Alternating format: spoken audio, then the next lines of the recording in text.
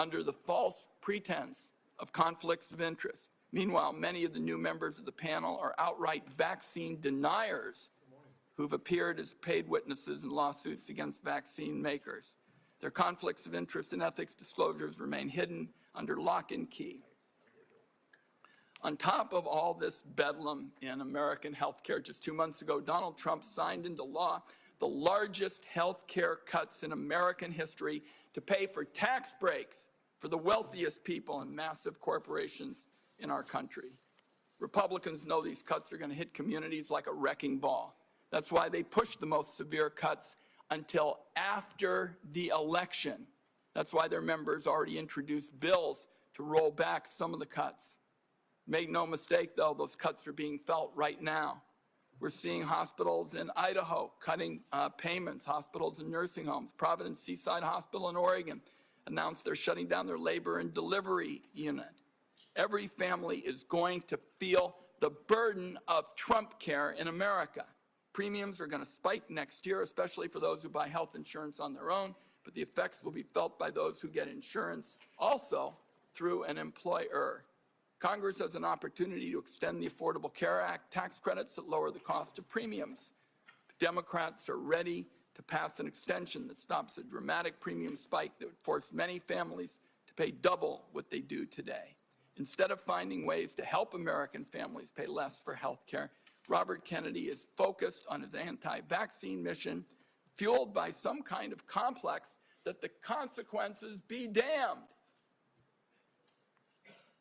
Amid this litany of corruption and chaos, the one point I have to underline is Robert Kennedy puts children in harm's way every single day in America. To my Republican colleagues, I must ask, what line must Robert Kennedy cross before some of you will also join this alarm?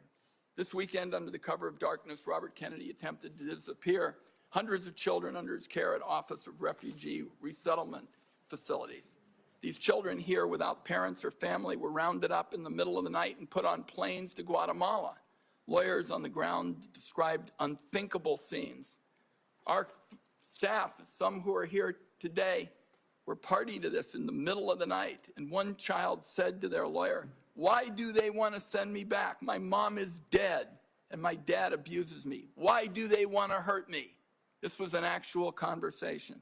These actions were illegal. Documents show that many of these children were in the country to escape trafficking in their homeland. Mr. Kennedy calls himself a protector of children. Some kind of rich claiming from somebody who's flown on Jeffrey Epstein's private jet on multiple occasions.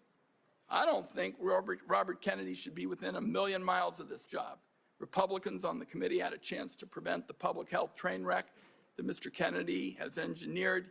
Everyone voted for him. It is in the country's best interest that Robert Kennedy step down, and if he doesn't, Donald Trump should fire him before more people are hurt by his reckless disregard for science and the truth. I also would like to note Senator Cantwell has joined us in this effort. I hope, at the very least, Robert Kennedy has the decency to tell the truth this morning. Mr. Chairman, I have a procedural request I'd like to make at this time. It's a short one. Proceed. Thank you, Mr. Chairman. Mr. Chairman, it's unfortunate that I have to say this, but this is a witness who has lied to members of the Senate Finance Committee. In response to over 35 written questions, including from me, he said, and I quote, that he would do nothing as HHS Secretary that makes it difficult or discourages people from taking vaccines. That was clearly not true. His unprecedented unilateral actions to restrict access to COVID vaccines, that alone proves it. He tried to fire the Senate-approved CDC director after she chose the truth over what I consider his delusions. His prepared testimony even today includes the debunked lie that 500,000 children disappeared under the Biden administration's watch, a lie that the Trump administration is using as a pretext to hunt immigrant children and their families. So, my request, Mr. Chairman, and I think it is unfortunate that I have to do this, but given the unprecedented nature of the witness's behavior, I would ask now that the committee formally swear in Robert Kennedy as a witness? Senator Wyden, I will personally object and will reject your request. We will treat this witness as we treat all of the other administration witnesses who come before us. And let me just say again, as I said in my opening remarks, we will have some partisan disagreements today. We're having partisan disagreements right now, and I am having partisan disagreements with you on your characterization of the facts. The bottom line is we will let the Secretary make his own case in his opening statement. I'll only say, Mr. Chairman, that this committee's unwillingness to swear this witness is basically a message that it is acceptable to lie to the Senate Finance Committee about hugely important questions like vaccines. I think it's a great mistake, and that's why I've made the request. I understand that you're not going to grant it, and we can move on. We'll get to the bottom of your accusations, but at this point, I'm going to turn to our witness, the Secretary of Health and Human Services, Robert F. Kennedy, Jr. And Mr. Kennedy, Mr. Secretary, you may make your opening statement at this time. Thank you, Chairman Crapo, and thank you, Ranking Member Wyden, for the invitation to appear before the committee today. Before I summarize what we've accomplished this year at HHS, I want to express my deepest condolence to the family of DeKalb County Police Officer David Rose, who gave his life to stop the gunfire attack on the CDC on August 8th. Officer Rose was a veteran. He was a husband and the father of 2 children. Officer Rose's widow, whom I visited, is expecting their 3rd child. I'd like Officer Rose's family to know that he remains in our prayers and that he will continue to be in our thoughts. Let me start with the big picture. Under President Trump's leadership, we at HHS are enacting a once-in-a-generation shift from a sick care system to a true healthcare system that tackles the root causes of chronic disease. Chronic disease has reached crisis proportions in our country. And finally, we have an administration that is taking action. The MAHA report assessment, which the White House released in May, was the first government analysis of the key drivers of childhood chronic disease: ultra-processed foods, chemical exposures, physical inactivity, and over-medicalization. This month, we will follow with the MAHA report strategy, the Trump administration's solution for addressing each cause. At HHS, we haven't just been writing reports. We have been the busiest, most proactive administration in HHS history. In just half a year, we've taken on food dyes, baby formula contamination, the grass loophole, fluoride in our drinking water, gas station heroin, electronic cigarettes, drug prices, prior authorization, information blocking.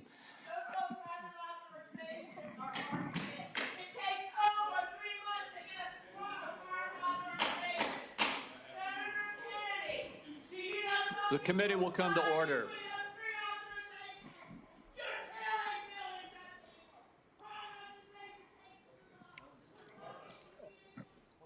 I apologize to you for that outburst, Secretary Kennedy. I would notify everyone else in the audience.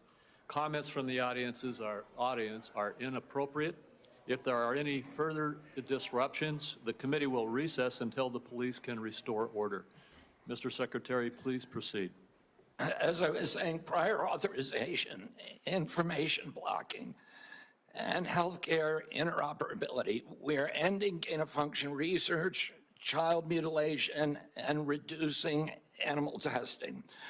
We are addressing cell phone use in schools, excessive screen time for youth, the lack of nutrition education in our medical schools, sickle cell anemia, hepatitis C, the East Palestine chemical spill, and many, many others. At FDA, we are now on track to approve more drugs this year than at any time in history. I'm also proud to say that HHS under President Trump is doing more with less. We have taken measures to fight waste, fraud, and abuse. Just by eliminating duplicative enrollments in CMS, we are saving taxpayers $14 billion a year. Meanwhile, we are expanding access for people who need it.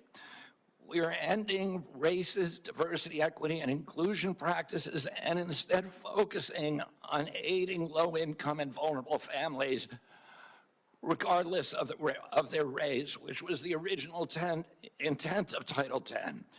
We're also pouring $1 billion into Head Start and the Administration for Children and Families. Compassion need not be the casualty of efficiency. I'd like to highlight some issues that have not gotten media attention. First, we are doing our part to fulfill the President's commitment to stop human trafficking, especially of children. We inherited a terrible humanitarian crisis from the previous administration with its open border policies, which allowed the appalling loss of 476,000 unaccompanied children. We have implemented policies now to ensure that that appalling tragedy can never happen again. We have knocked on 82,000 doors and located 22,000 of those children. I promise you that we will do more in the next 3 years. We are also addressing the disastrous health conditions in tribal communities on Native American reservations. I've met face-to-face with tribal leaders in dozens of communities and tribes in Alaska, Arizona, Idaho, New Mexico, and elsewhere. And I look forward to making HHS resources more available to those communities. One of the most significant initiatives under President Trump is the Rural Health Transformation Fund, part of the President's Big Beautiful Bill, which will provide the greatest investment of federal money into rural health care in history. Finally, I would like to address the recent shakeups at CDC.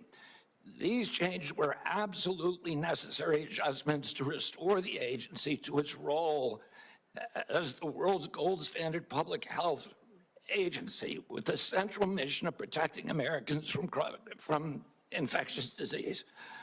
CDC failed that responsibility miserably during COVID, when its disastrous and nonsensical policies destroyed small businesses, violated civil liberties, closed our schools, caused generational damage in doing so, masked infants with no science, and heightened economic inequality. And yet all those oppressive and unscientific interventions failed to do anything about the disease itself.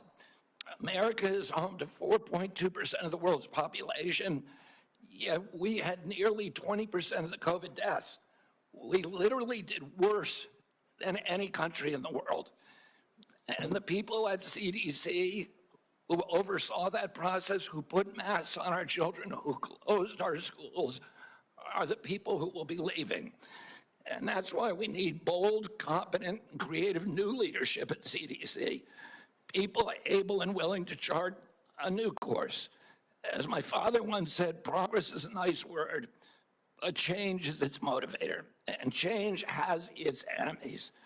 That's why we need new blood at CDC. That's also why it's imperative that we remove officials with conflicts of interest and catastrophically bad judgment and political agendas. We need unbiased, politics-free, transparent, evidence-based science in the public interest. Those are the guiding principles behind the changes at the CDC, and that is what you can expect all across our agency for the next 3 years.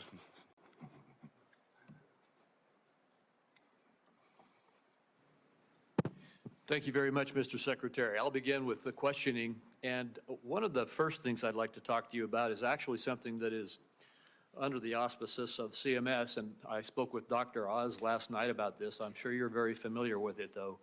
And that is that in the One Big Beautiful Bill, there's a lot of attacks right now going on publicly about hospitals are in trouble.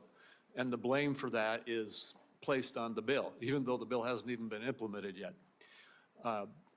The fact is, this committee held hearings on the troubles that rural hospitals are facing in the United States before the passage of the One Big Beautiful Bill. They've been facing difficulties in rural America for a number of years now. And the bill, the One Big Beautiful Bill, contained a rural health transformation program, which I would just like to ask you to comment on. This is the program which allocated $50 billion over the next 5 years to our rural community hospitals in the United States to help them deal with some of the financial crises that they are facing and transition to more stability.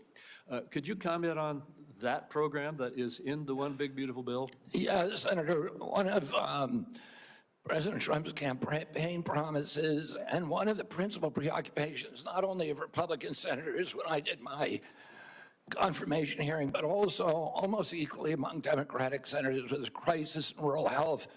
We've had 120 rural hospitals close over the past 10 years. These institutions are not just delivering health access to rural Americans, but they are economic centers, they are cultural centers for those communities. They are often the largest employer. They are the highest paying jobs, and they are the centerpiece for those communities. So when they die, the communities collapse. And President Trump promised to do something about that, and he has delivered on that promise. Right now, we spend about 6% of Medicaid funding is sent to rural hospitals, a very, very tiny slice, and that's one of the reasons they're in trouble. President Trump has now allocated through the One Big Beautiful Bill $50 billion, so $10 billion a year over the next 5 years. What we give to rural hospitals, that 6% represents $19 billion a year. So we're increasing that by $10 billion. So we're infusing more than 50% increase in the amount of money that is going to rural communities over the next 5 years. There's never been anything like that in history. It is the biggest investment, and it should stem this hemorrhage. Well, thank you. I appreciate your giving clarity to that, because it is frustrating to see these continuous allegations that the difficulties that our rural hospitals are facing all were created in the last few months when we passed a bill, when we've been holding hearings in this committee about these problems. And in the bill that we passed, we gave a $50 billion boost to, as you indicated, increase by 50% the federal support for our community rural hospitals in the United States. And I think that the hospital owners understand that. They recognize this support. In fact, they are coming they're coming together very carefully with Dr. Oz to work on the rollout of this program so that we can see this boost and this support that is coming. Just another one of the disagreements we have about what really was in the One Big Beautiful Bill. So I appreciate you commenting on that. In the last minute and 10 seconds that I have with you, could you just quickly talk once again about the broad issue of making America healthy again in terms of our aim to change the healthcare system's focus from a reactive symptom management model to one that focuses on lifestyle choices and the root causes of chronic disease? Yes, Senator, you know, this morning I got the latest numbers from CDC that 76.4% of Americans now have a chronic disease.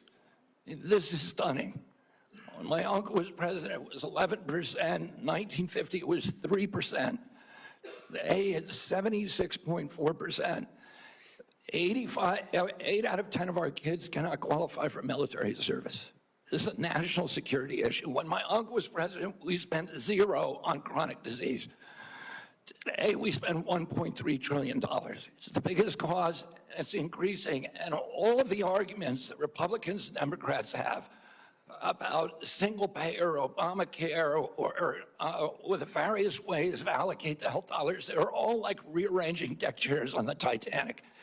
If we don't end this chronic disease, we are the sickest country in the world. That's why we have to fire people at CDC. They did not do their job.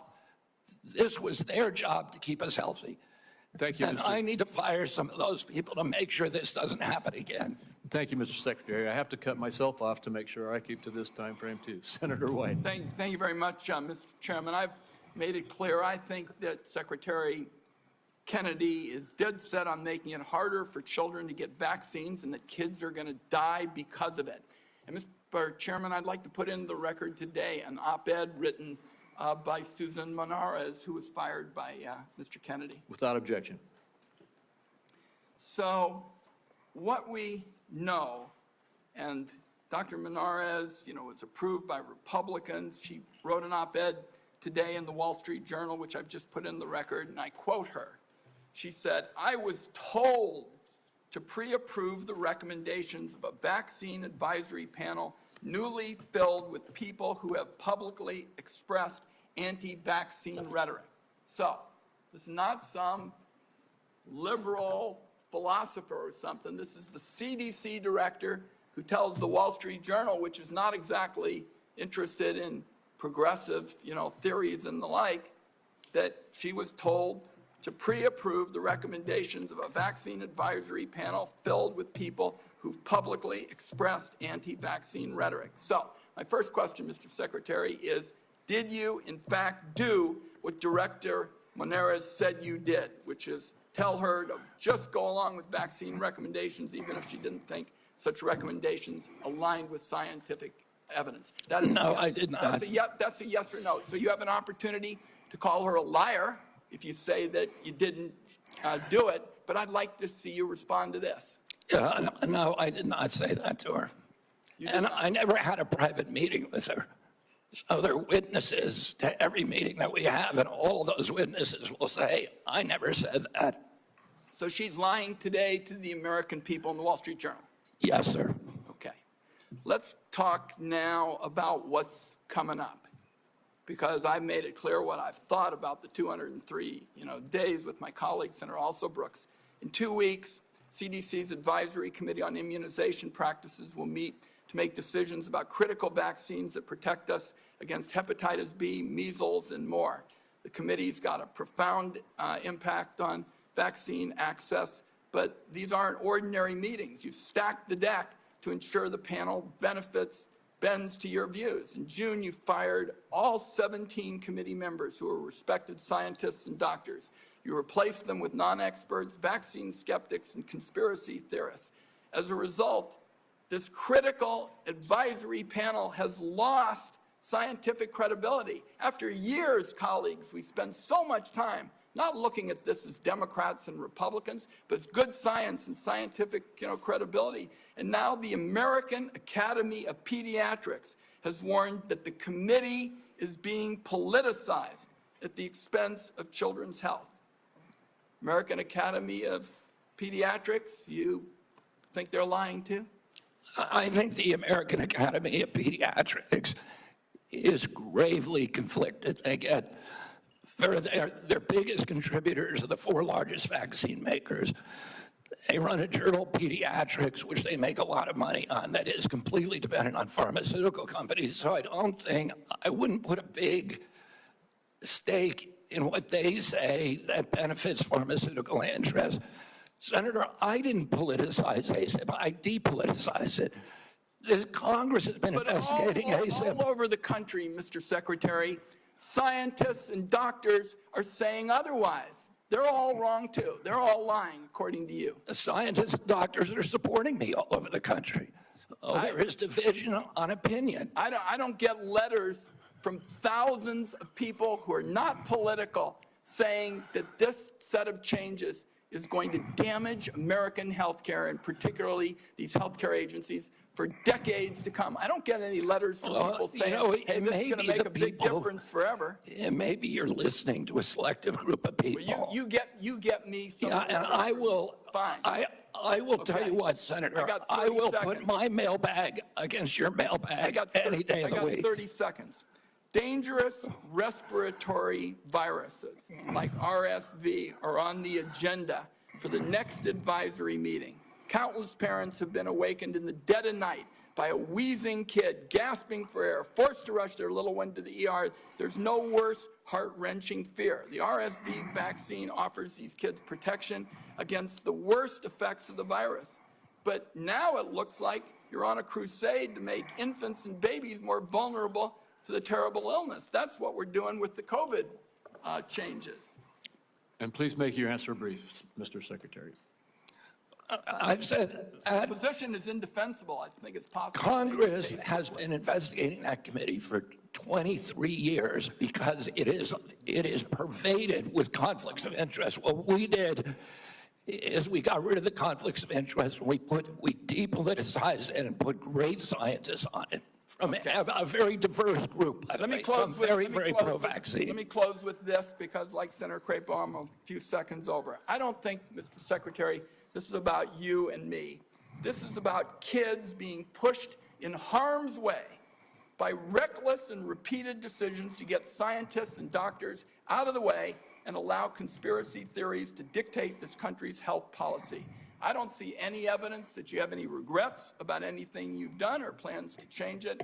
And my last comment is, I hope that you will tell the American people how many preventable child deaths are an acceptable sacrifice for enacting an agenda that I think is fundamentally cruel and defies common sense. Thank you, Mr. Chairman. Do I got a reply? Or, Senator, you've sat in that chair for how long? 20, 25 years, while the chronic disease in our children went up to 76%. And you said nothing. You never asked the question why it's happening. Why is this happening?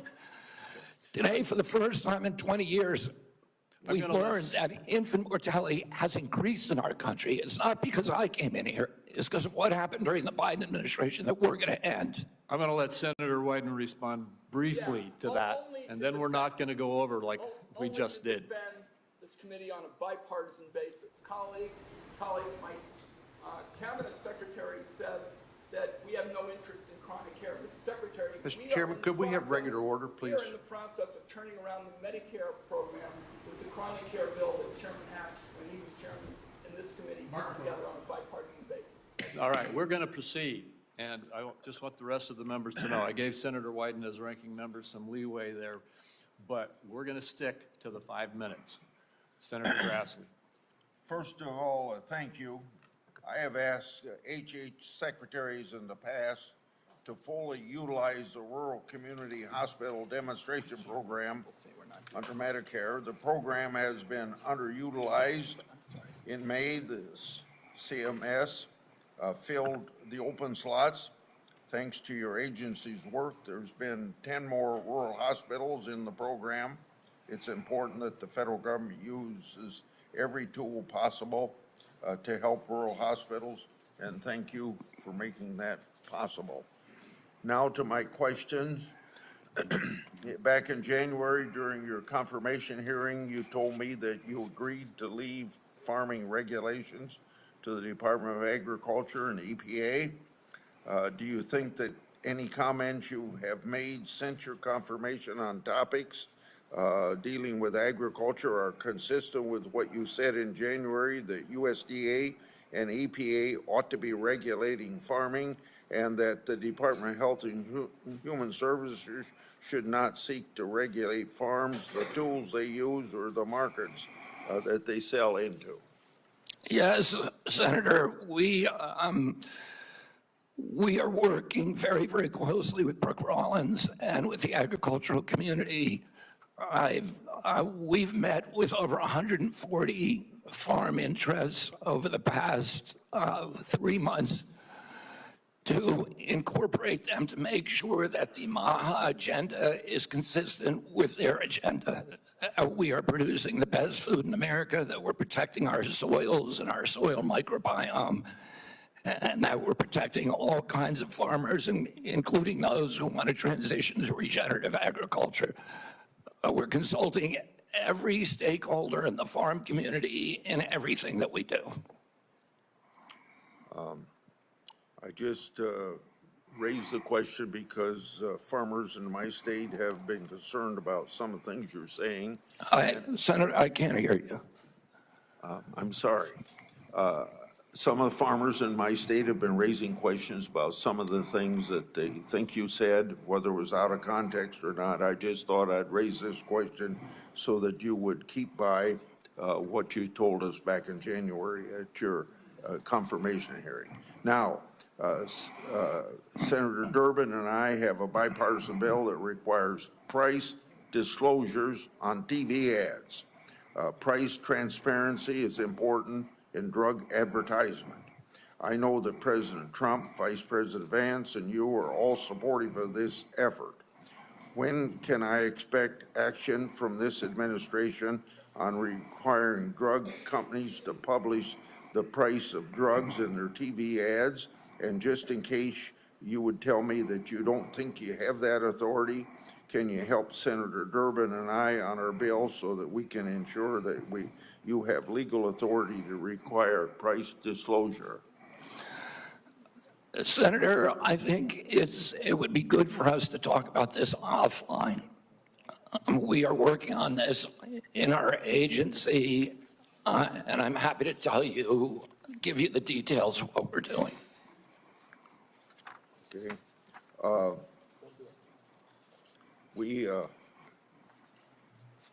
got a question here on transplant. Senator Kennedy and I have been working, or Senator Wyden and I have been working on this. For nearly 2 decades, I've engaged in a bipartisan oversight of the organ transplant system. RISA has developed a tool to combat transplant line skipping. I hope that you can take steps to make sure that these steps are being taken by HHS and ERISA to curb transplant line skipping. On July the 2nd, Senator Wyden and I wrote you a letter highlighting cases of OPOs in Mississippi and Kentucky. In each of these cases, OPO allegedly tried to harvest organs from patients still showing signs of life. I expect you to take steps through these organizations to ensure that this doesn't happen again. We have mounted a major investigation of misconduct, of illegal behavior, of organ harvesting, of living people, of line skipping, of favoritism, of all kinds of scandalous behavior inside the organ procurement organizations. We have already ended the contract, terminated the contract to the sole source provider. We are reorganizing the entire industry so that this can never happen again. I'm happy to go into the details with you if I had more time. Thank you. Senator Cornyn. Mr. Secretary, the United States spends approximately 18% of our GDP on health care, and yet by most accounts, we rank roughly 10th in the world in terms of a health care outcome. Our Democratic colleagues seem to think the more money you spend, you're necessarily going to improve those outcomes. But at the same time, we have the 2 major drivers of our national debt, Social Security and Medicare, while we spend more money on interest on the national debt than we do on defense of the nation, which is an unsustainable trajectory. What is it that you're doing to address the effectiveness and the outcomes of our healthcare expenditures as opposed to just throwing more money at the problem?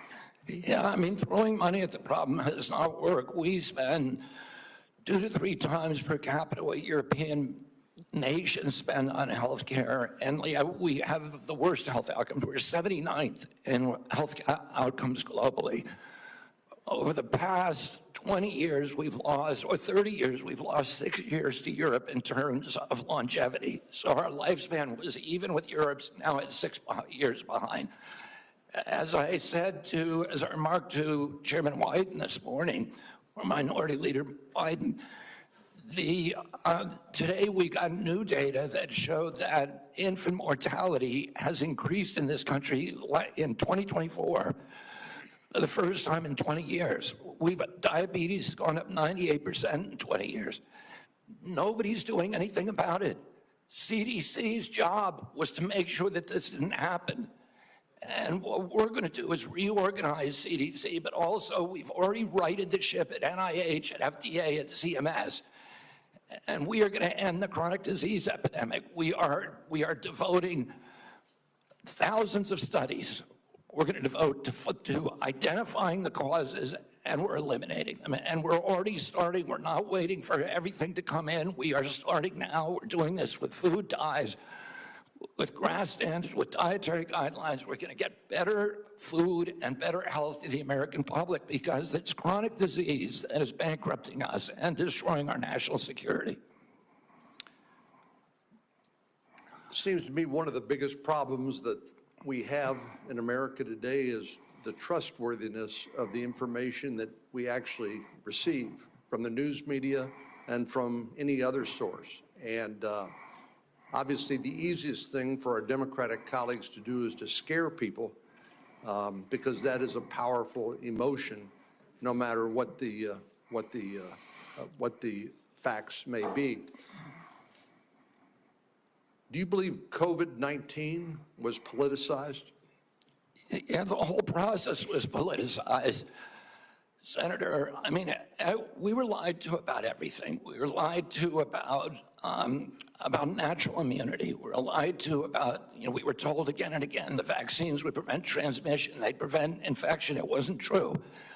They knew it from the start it wasn't true, because that's what the animal studies and the clinical trials showed. We were told that there was science behind cloth masks. The CDC allowed the teachers union to write the order closing our schools, which hurt working people all over the country, and then pretend it was science-based. All of these issues, and then I can show you, like, for example, Chairman Wyden was talking about me politicizing ACIP. During COVID, probably the most famous scientist on ACIP was Martin Kulldorff from Harvard, the great, world-renowned epidemiologist and vaccinologist. And he criticized the COVID booster mandates. They ejected him from COVID because he wasn't in the orthodoxy. The two biggest health officials at FDA during COVID, Dr. Gruber and Dr. Krause, criticized the Biden mandates, vaccine mandate. President Biden said in August, I would never take that vaccine, the Trump vaccine. And he came in, he mandated it, and then he fired the two top health officials at FDA who said, hey, this thing has not been properly tested. So the whole process was politicized, and even today. So let me, in 15 seconds, so I think you answered yes. It was politicized. And I have concerns that when you look at some of the conflicts of interest in peer-reviewed articles in professional journals, and when you point out that even some of the physician associations are conflicted because of the money they get from the pharmaceutical industry, are you committed to trying to make sure that we use the best science and eliminate politics as much as possible? That is what my job is. That's what my mission is. Eliminate the politics from science. Senator Bennett. Mr. Secretary, in June, you fired every member. Mr. Secretary, Mr. Secretary, may I have my time back, Mr. Chairman? Thank you. Mr. Secretary, thank you for your attention. In June, you fired every member of the well-qualified panel that was charged with recommending vaccines to the CDC. No one in your job has ever fired every committee member all at once. That month, you told the American people that you were, quote, going to bring great people onto the ACIP panel, not anti-vaxxers.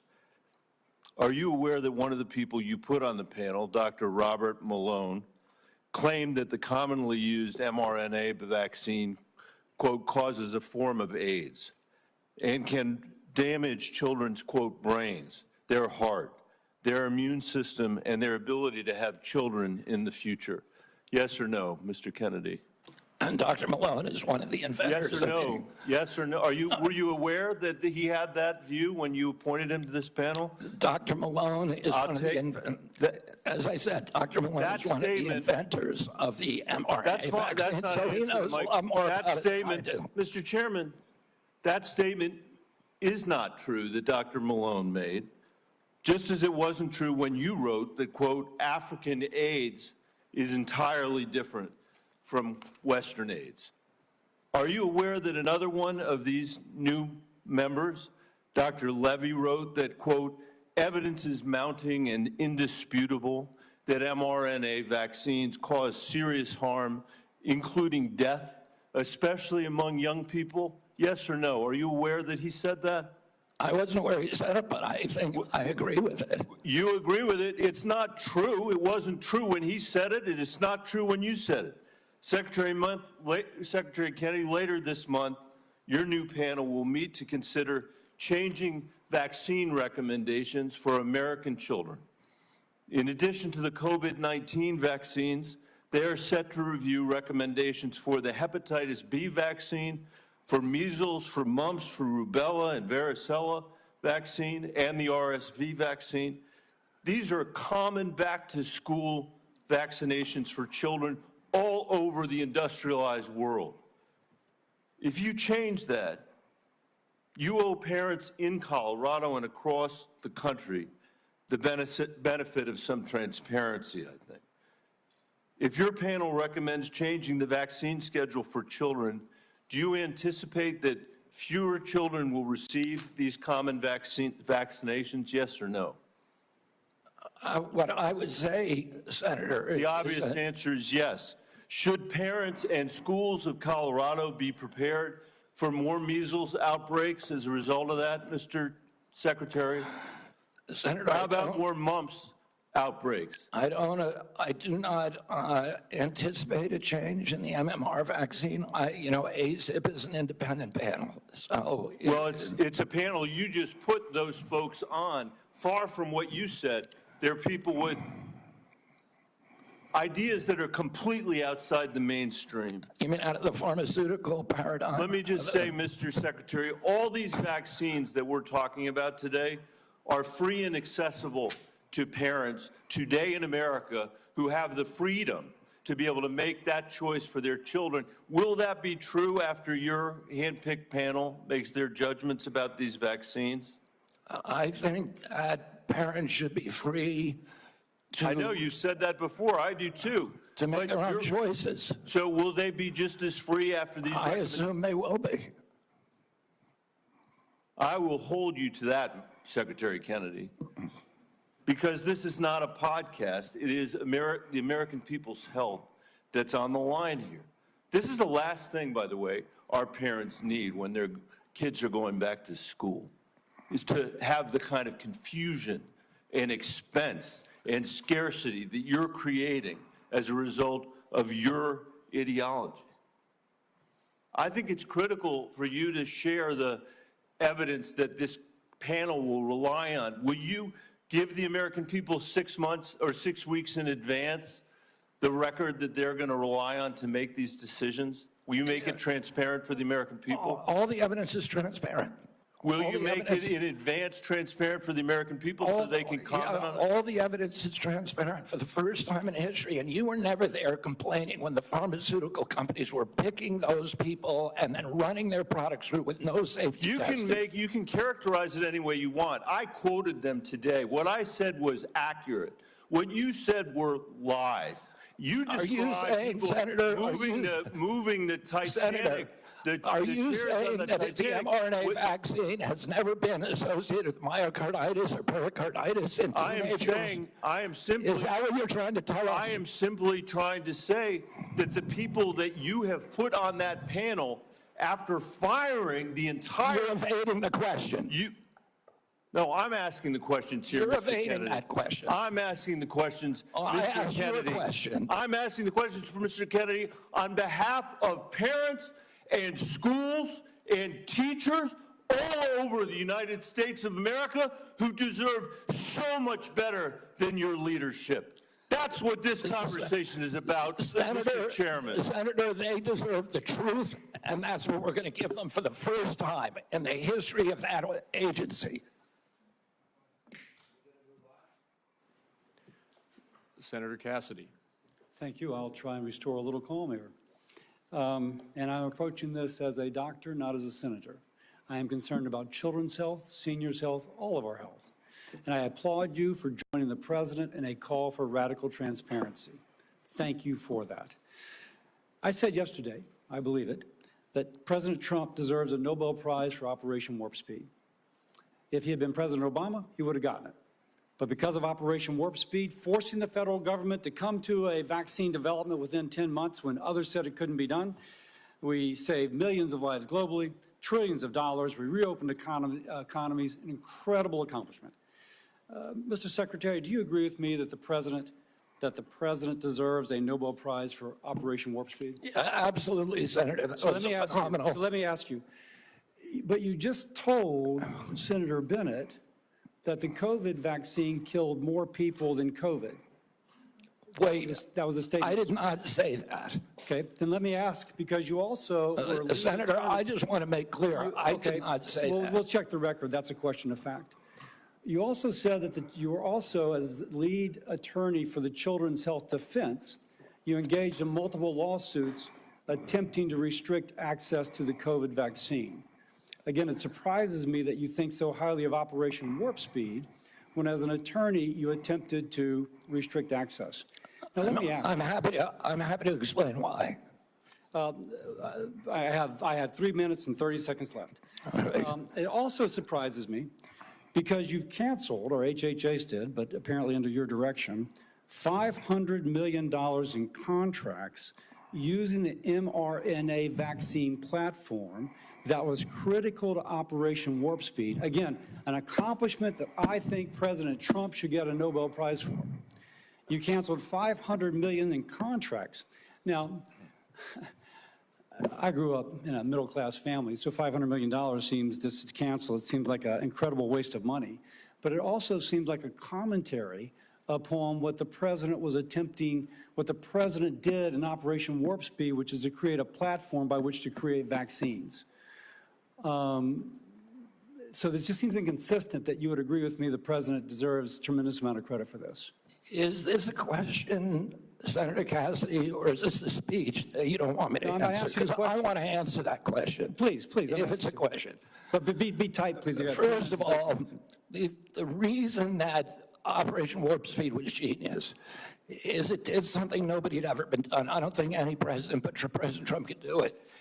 It got the vaccine to market that was perfectly matched to the virus at that time when it was badly needed, because there was low natural immunity and there were people getting very badly injured by COVID.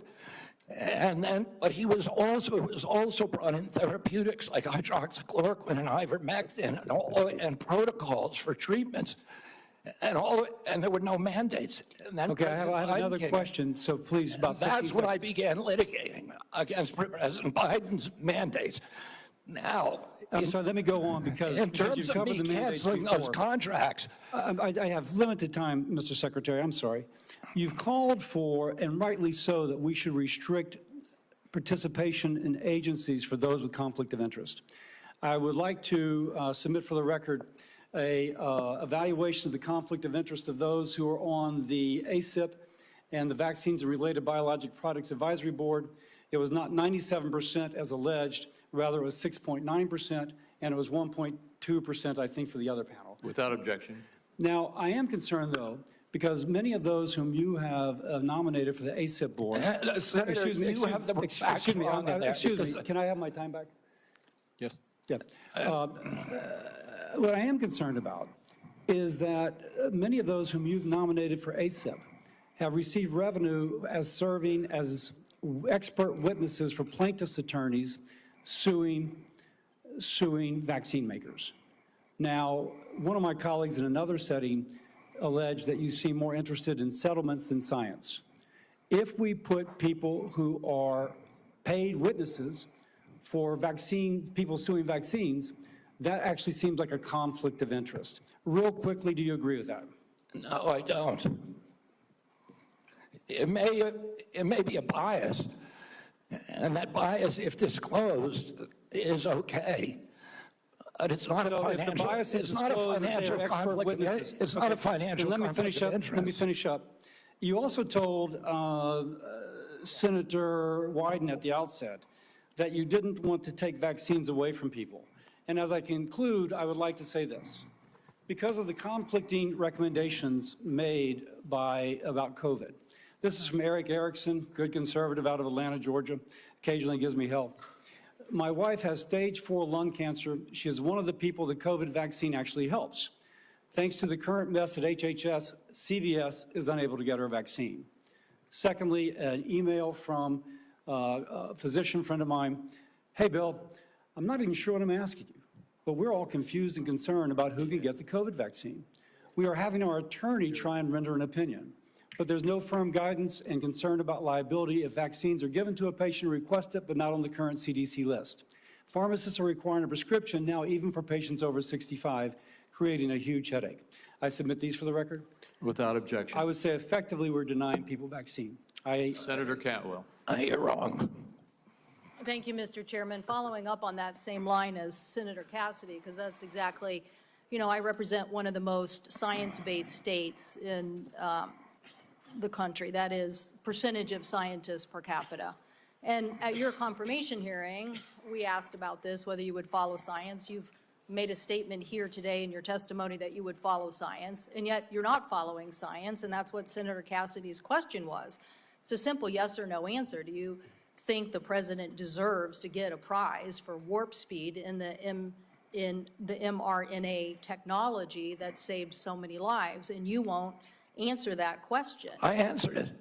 No, you're saying that there are problems with what was interpreted. You could say yes. Do you say yes? I said the right now? president also deserves a Nobel Prize, but our mRNA vaccines that we're working on, the ones that we canceled, which are for upper respiratory infections alone, You are those? canceled $500 million of research because the mRNA technology is about continuing the research to be ready for the next flu, influenza, the next pandemic, and you have to do the research. I'm happy to have a detailed discussion with you about it. You're so wrong on your facts. You're interrupting me, and sir, you're a charlatan. That's what you are. You're the ones who conflate chronic disease with the need for vaccines. The history on vaccines is very clear. This is the 20th century. That's how many people had vaccines and had illnesses. This is the 21st century. This is the decrease, 99% down to 100%. This is what was delivered with vaccines, and you don't want to support that. You don't want to support that evidence. So yes, the governors of the West, Washington, Oregon, and California, will take up the efficacy of science. Yes, the University of Washington will deliver the science that America will depend on, because you don't want to depend on it. And his own Surgeon General of the Trump administration said over 2 million lives were saved because of the mRNA technology, and you don't want to continue that. You don't want to continue that technology. So what country is going to now take up that technology lead? What country is going to do that? Leaving us more vulnerable to some other country, keeping the advantage on having the best technology. So I'm telling you, I represent a state that's about technology. I have two other quick questions for you. These questions or statements? Because I can answer that question if it's actually a question. Do you believe in having the ACA and the support for the ACA that is about to expire? Do you believe in doing something about that? In terms of the enhanced premium tax credits? Yes. Well, the Democrats had two chances to make them permanent, and they didn't.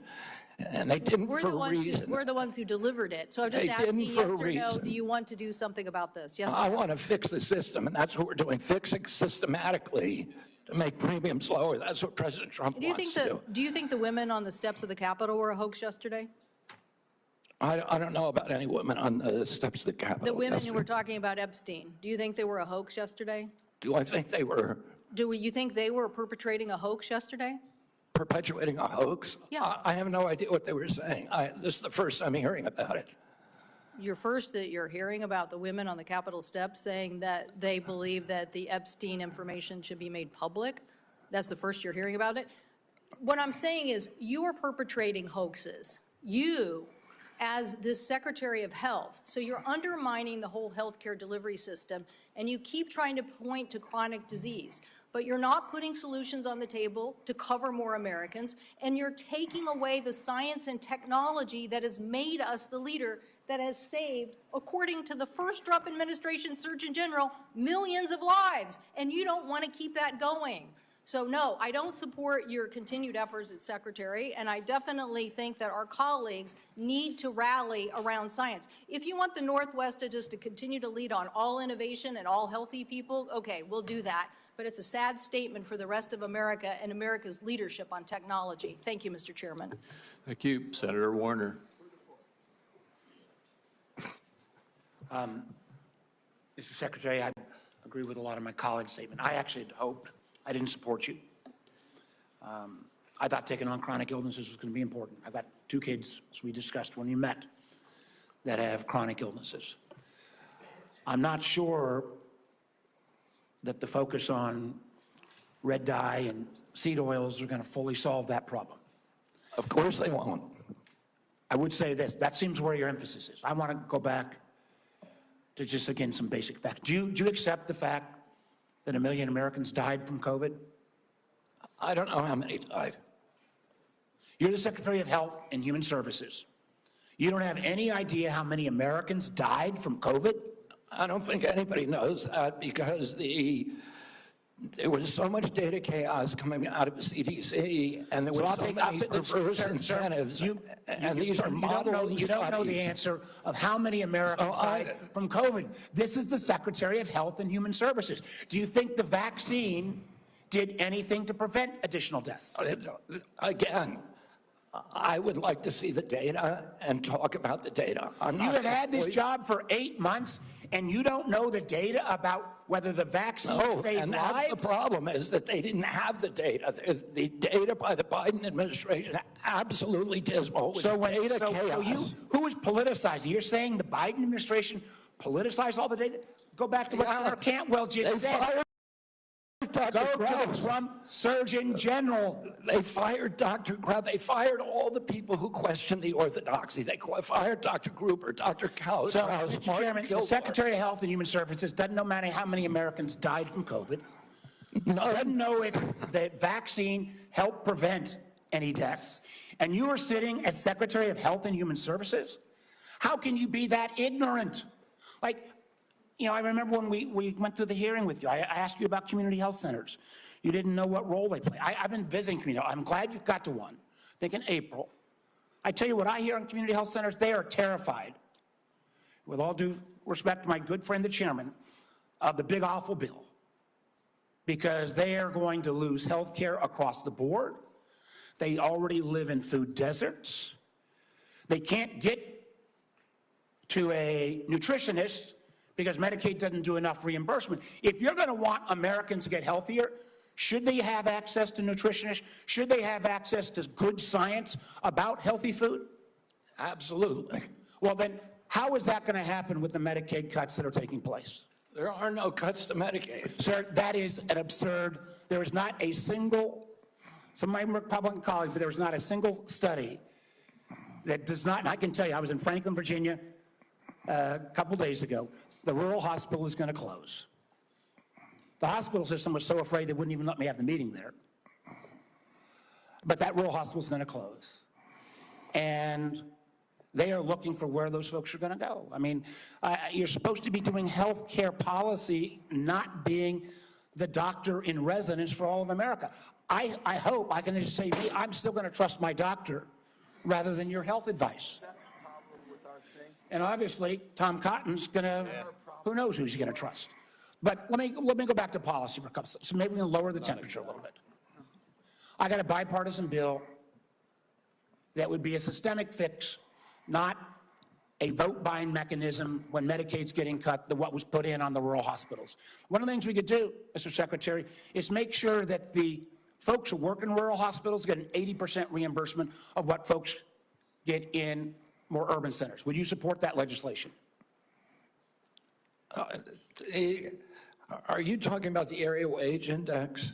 I'm talking about the area wage index and moving that up to 80%. So there is actually ability to get rural providers. President Trump supports that, and we support. Do you support? You support. Good. So you will work with us to get that passed. Yes. That will increase costs on both Medicaid and Medicare, so you are committed to that. I appreciate that. What about Senator Wyden and I've got a bill, because across America, what about what? Hospitals are shutting down on their OBGYN services. Try to have a baby. I don't know about in all of my other friend states, but in Southside Virginia, you can't find a hospital. Will you work with us to make sure that before OBGYN services are taken out of a rural hospital, there has to be a process and procedure? I'm happy to work with you on that, Senator, meet with you and see if we can work with you on it. I don't know exactly what the issue is. Well, again, the Secretary of Health and Human Services, who has said he doesn't know how many people died from COVID, doesn't know if the vaccine saved lives, doesn't understand the issue that OBGYN doctors are fleeing rural America because they can't afford it. And with the cuts that are coming up, it's going to be exponentially worse. I would invite you, sir, to come with me to a community health center in Virginia and hear what is on people's mind. They want to get healthier? Absolutely. Count me in. But they also don't want their basic health care removed. Thank you, Mr. Chairman. Senator Langford. Mr. Chairman, thank you. Secretary, good to see you again. Traveled around Oklahoma during August. It was great to be able to be home. I had several folks that contacted me. We had some great meetings with some rural hospitals as well. They're looking forward to the $50 billion for the One Big Beautiful Bill that is targeting towards rural hospitals, starting with $10 billion next year. I know you're quickly getting all the instructions out on that. We know that's in process. It was good to be able to visit with them and be able to talk about that. They're very pleased. Thanks for the work you're doing on that. I also met with some of our groups that do incredible medical research on this. I know the NIH grants were held for a while and being studied. Those have been released, and grateful to be able to see that because there's some amazing medical research that's happening, including some longitudinal studies. They need those dollars released, so I appreciate y'all getting those released out there. I did hear from a lot of our folks, and I want to talk about one of these issues. From a lot of our hospitals, they immediately raised the issue of Medicare Advantage plans and how they're withholding payments, they're delaying payments back to hospitals, and a problem that that's been for rural hospitals. I know y'all are working on that as well. We want to work with you on that. But you and I have spoken on the second issue on that, and it's the pharmacy benefit managers.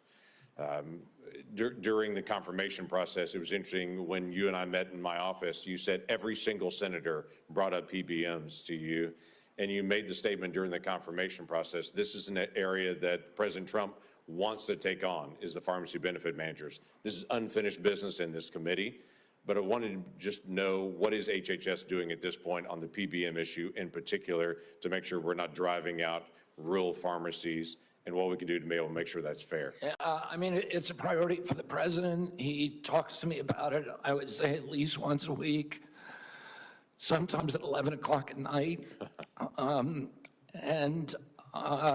And we've met with the PBMs, and we are in talks with them. We're also in MFN talks with the pharmaceutical companies who are also very interested in reducing the cut and getting transparency among the PBMs.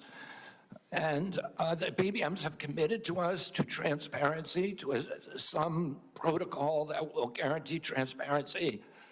And then the part of the MFN negotiations would include direct-to-consumer marketing, which would eliminate the middleman. So I think we're doing a lot on PBMs. Okay, that'd be very helpful to be able to see. It'd be very helpful for consumers across the country on this. You and I spoke as well, and you've made public statements on this, and the FDA commissioners made public statements on the issue of reviewing the safety issues of mifepristone. Your comments early on were every drug needs to be treated the same, needs to look at the same and not have political biases and how things are actually examined. There were a lot of changes on the allocation of mifepristone for elective abortions under the Biden administration. It's now open to anyone without a prescription on it. You don't have to go through a doctor on it. There's all kinds of issues that are happening now on it. So the question was, you said that there would be a review on that just to be able to look at it, make sure we're following all safety protocols. Do you know a timing on that review? I can't give you the exact timing. I talked to Marty McCary about it yesterday, and he said it is progressing apace. We're getting data in all the time, new data that we're reviewing. And we know that during the Biden administration, they actually twisted the data to bury one of the safety signals with a very high safety signal, around 11%. So we're going to make sure that that doesn't happen anymore. We're producing honest science and gold standard science on that. I'll keep you abreast of where we are. Thank you. Just go where the science leads on that. During the Biden administration, the Title X regulation that requires Title X family planning programs recipients to physically and financially separate from abortion activities, their Title X activities, and eliminate them promoting or providing abortion with those funds. That was flipped from the original Trump rule that was done under the first presidency. During your confirmation, you had committed to go back and look at that again and to be able to see. My question is, do you know the timeline for agency action for when that rule on Title X and the separation payments rule will be either reviewed or will actually be reinstated to the original Trump rule under his first presidency? I don't know if they're I just don't know the answer to your question, whether they're actually reviewing the rule right now. I can tell you that the NGOs that have that issue, that refuse to separate their payments streams and separate their operations, are not getting funded. Okay, well, that was an issue under the law when it first came out, to be able to keep those things separate on it. So Yeah. Look forward to that. Thank you, Mr. Chairman. Thank you. Senator Hassan. Oh, thank you, Mr. Chairman, and good morning, Secretary Kennedy. Just before I ask a question, I did want to note, in response to the Secretary's statement that the Trump administration wants to lower the cost of health insurance, that across the country right now, the median increase from commercial insurers that we're seeing this fall is 18%, just as families are struggling to make ends meet. Now, I want to follow up on a line of questioning that Senator Cassidy began. Mr. Secretary, President Trump said that the COVID-19 vaccine produced by Operation Warp Speed was, and these are the President's words, a monumental national achievement. Although I have strongly opposed many of President Trump's actions, I agree with him that Operation Warp Speed in 2020 was a monumental achievement. Unfortunately, you are undermining one of the President's biggest achievements, which, as the President said, saved millions of American lives. You even went as far as to call President Trump weak for this life-saving accomplishment. Last year, you tweeted that President Trump has a weakness for swamp creatures, and that Operation Warp Speed was among, here's your quote again, the most devastating impact of President Trump's weakness. So, Mr. Secretary, was Operation Warp Speed a monumental national achievement, as President Trump said? For the reason that I already said, and I assume you won't let me repeat, but I'm happy to if you want, yes, it was. Good. Assuming it is a monumental achievement, you've said it was, is it true that, as President Trump has said, he saved millions of American lives with the COVID-19 vaccine? Because you've just expressed great confusion about that to Senator Warner. The only confusion I expressed is exactly how many lives were saved. I don't think anybody knows that because of the data chaos. So multiple studies have shown that the vaccine reduced infections and severe diseases and saved at least 3 million lives in the United States and millions more abroad in the first 2 years of the pandemic. It's possible those are modeling studies. No, I will also note, just as you've been talking about data and concern about it, the process for COVID vaccine approval was public, it was live streamed, and it was out in the open. Manufacturers and experts have publicly submitted data analysis, and when the FDA has asked for more, they've submitted more. They've done that for years, and the evidence is clear and supports what President Trump has said. The vaccine works, and it has saved millions of lives. Your own process, on the other hand, has not been transparent. You repeatedly choose to ignore data because it doesn't match your preconceived notions and lies. So you have said that the vaccine did save lives. You've said it was a monumental achievement. And given that, if you agree with President Trump that the vaccine saved millions of lives, why have you acted behind closed doors to overrule scientists and limit the freedom of parents to choose the COVID vaccine for their children? Why have you done that?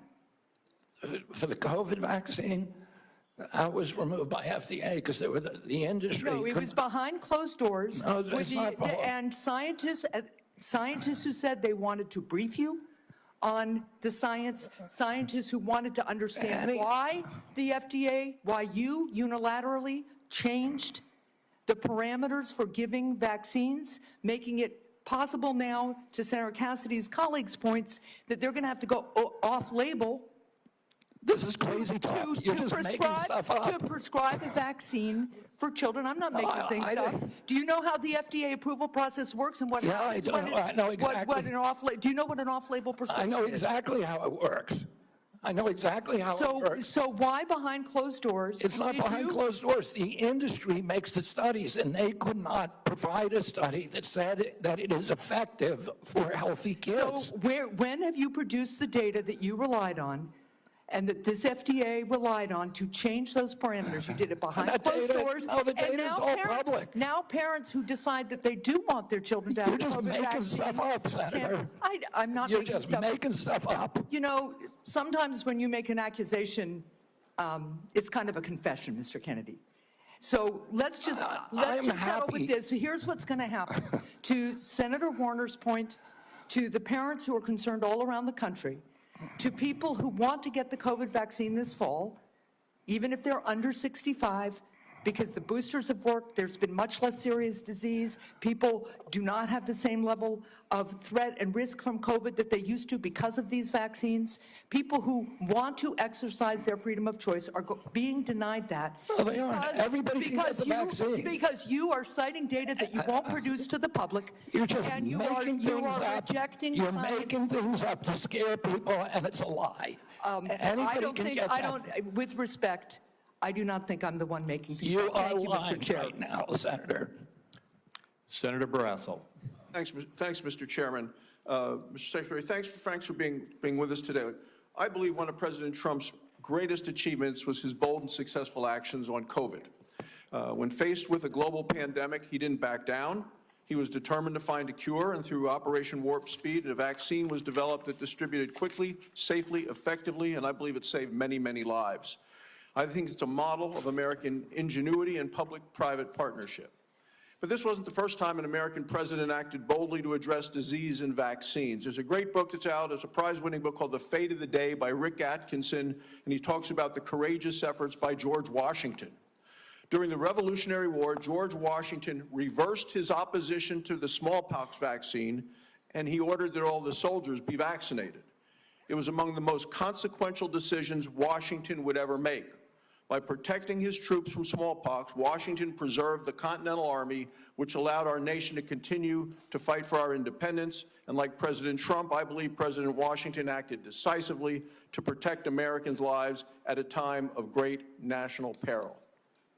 So over the last 50 years, vaccines are estimated to have saved 154 million lives worldwide. I support vaccines. I'm a doctor. Vaccines work. Secretary Kennedy, in your confirmation hearings, you promised to uphold the highest standards for vaccines. Since then, I've grown deeply concerned. The public has seen measles outbreaks, leadership at the National Institute of Health questioning the use of mRNA vaccines, the recently confirmed director of Centers for Disease Control and Prevention fired. Americans don't know who to rely on. You know, recent polls said 89% of voters, 81% of Trump voters agree vaccine recommendations should come from trained physicians, scientists, public health experts. So, you know, they believe, you know, Senator Marshall, Senator Cassidy, they believe me when it comes to vaccines. If we're going to make America healthy again, we can't allow public health to be undermined. So could you explain what steps you're going to be taking to ensure vaccine guidance is clear, evidence-based, and trustworthy? We're going to make it clear, evidence-based, and trustworthy for the first time in history. For most, right now, you know, when I was a kid, I got 3 vaccines, I was fully compliant. Today's children have to get between 69 and 92 vaccines in order to be fully compliant, between maternity and 18 years. Only one of those 19 vaccines, 92 doses, only one of those vaccines has ever been tested against an inert placebo. And what we're doing now is any new vaccine that before it's approved and licensed will have to demonstrate safety against an inert placebo. And we're going to go back and do observational studies on the existing vaccines to see if they're linked to any of these chronic disease epidemics so that people can understand the risk profile of those products and make good assessments for their own health. So in 2 weeks, vaccine experts at the CDC are going to meet to discuss childhood vaccine recommendations. Parents and physicians depend upon this guidance to make decisions and to keep kids safe. And as I said, I support vaccines. I've been hearing from many of my medical colleagues, people I've known from medical school, residency, and when I practiced medicine in Wyoming, and there are real concerns that safe, proven vaccines like measles, like hepatitis B and others could be in jeopardy. And that would put Americans at risk and reverse decades of progress. As we've seen over the last 4 years, the previous administration 4 years, when recommendations became politicized or were swayed by bias, that the public trust can be lost. So what safeguards are in place to ensure decisions are based solely on science and not politics? And how are you going to make sure doctors and parents can count on CDC guidance? I mean, Senator, I would point this out. Right now, there's only 10% of children are complying with the CDC's recommendation on COVID boosters. Only 15% of healthcare workers. So Americans have lost faith in CDC, and we need to restore that faith. And we're going to do that by telling the truth and not through propaganda, by making them understand that everything that we say is true, that we're going to tell them what we know, we're going to tell them what we don't know, and we're going to tell them what we're researching and how we're doing it, and we're going to be transparent. It's the only way to restore trust in the agency, by making it trustworthy. Thank you. Finally, with chronic diseases like you, I'm committed to addressing our nation's growing rate of chronic diseases. I think if we're going to make America healthy again, we need to support rural primary care providers that play a role. As a rural physician, I want to make sure we can prevent and manage chronic diseases in their communities, and I ask for you to continue to work with us specifically with regard to rural health. Thank you, Congressman. Senator Daines. Chairman Crapo, thank you. Secretary Kennedy, welcome. It's good to see you here again. I want to begin my time by talking about the issue of federal deregulation of chemical abortion drugs. Since mifepristone was approved in 2000, 25 years ago, the FDA has steadily stripped away safeguards related to this drug, no longer requiring a doctor's prescription, no follow-up visits, no adverse event reporting, and now allowing it to be sent through the mail. Earlier this year, there was a new study that analyzed 865,000 real-world insurance claims, and it found that nearly 11% of women experienced a serious adverse event within 45 days of taking mifepristone. To put that in perspective, that is 22 times higher than the FDA's long-standing estimate of less than 0.5%. While these findings alone are shocking, my conversations with those in the medical profession, credible medical professionals, lead me to believe that even this study may indeed underrepresent the scale of the problem. For years, we've heard the misleading and frankly very harmful lie that's being sold to women that this drug is, and I quote, safe as Tylenol. These lies sadly have real-world consequences. Just last year, 2 women died as a result of taking chemical abortion pills because they were able to access them without appropriate medical oversight. And by the way, that's all allowed by the FDA.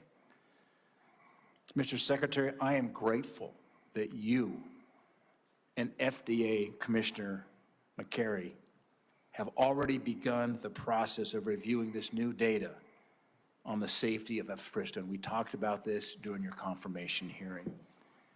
My question is, could you provide any updates on the status and the scope of that review and whether the FDA intends to replicate studies like the one that I referenced?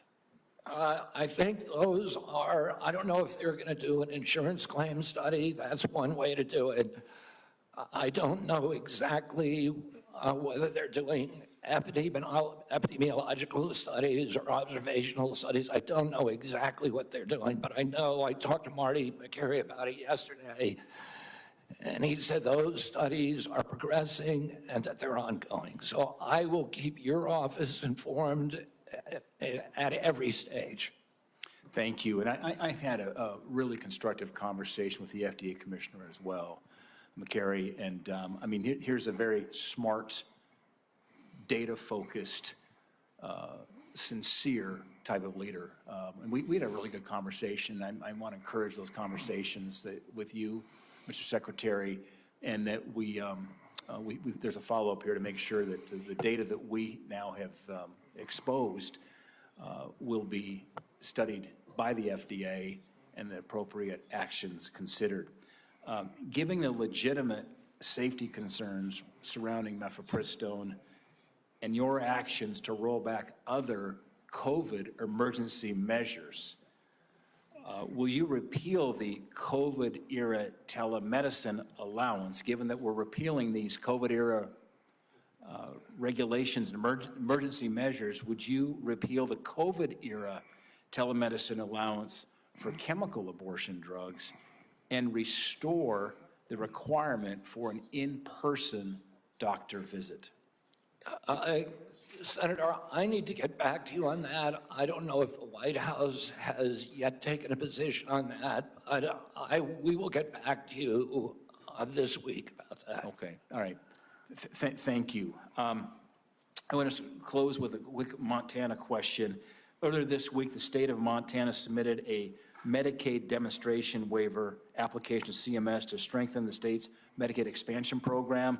This waiver seeks to require community engagement and enhance cost sharing for working-age, able-bodied adults enrolled in the program. I applaud our governor, Gianforte, and Director Brereton for their proactive leadership in this space. My question is, Mr. Secretary, could you commit that CMS will work quickly in its consideration of Montana's waiver application? Absolutely. It sounds like the kind of waiver that we're looking for. Okay, thank you, Mr. Secretary. Thank you, Senator Johnson. Thank you, Mr. Chairman. Secretary Kennedy, first of all, thank you for your willingness to serve and for putting up with this abuse. 5 minutes is even close to refute all the falsehoods that have been confidently spewed during this hearing. We'll talk about real data here, okay? Well, first of all, thank you for breaking the logjam of information of HHS. My committee's got now over 8 million pages of information. Just in the first tranche, by the way, what we discovered is that CDC, somebody in the federal health agencies, this interagency communication, hid the signal. They admitted there was a signal on myocarditis, and they hid it. They didn't warn the public. They didn't warn doctors. So that's just one instance of corruption and lies told by the CDC. We've got a lot of others we'll be rolling out, okay? So we held our first hearing and permanent subcommittee investigation on that hiding of the signal of myocarditis. We've heard a lot of studies, okay? As I've looked into science, it's been thoroughly corrupted. Here's data, and I'd like to enter this sheet into the record. I've been publishing this chart for, since really early 2021, when I'm on, for example, talk radio shows and they talk about this, they get deplatformed, or they were, because of all the censorship in the Biden administration. Here's the facts. The VAERS system that was touted in October of 2020, this great safety surveillance system on COVID, a few months later, when they didn't like the results, they started denigrating their own system. But VAERS shows that there have been 38,742 deaths reported on VAERS worldwide associated with the COVID vaccine. 38,742. 9,252 of those deaths occurred on the day of vaccination within 1 or 2 days. Again, I agree with you. Nobody knows how many COVID deaths were because the information was completely corrupted. Nobody knows how many lives were saved by the COVID. I think most people, okay, if you're vulnerable, raise your antibodies, reverse severity, fine. There's not any good study on that. There's just information out there, just claims being made. This is hard evidence.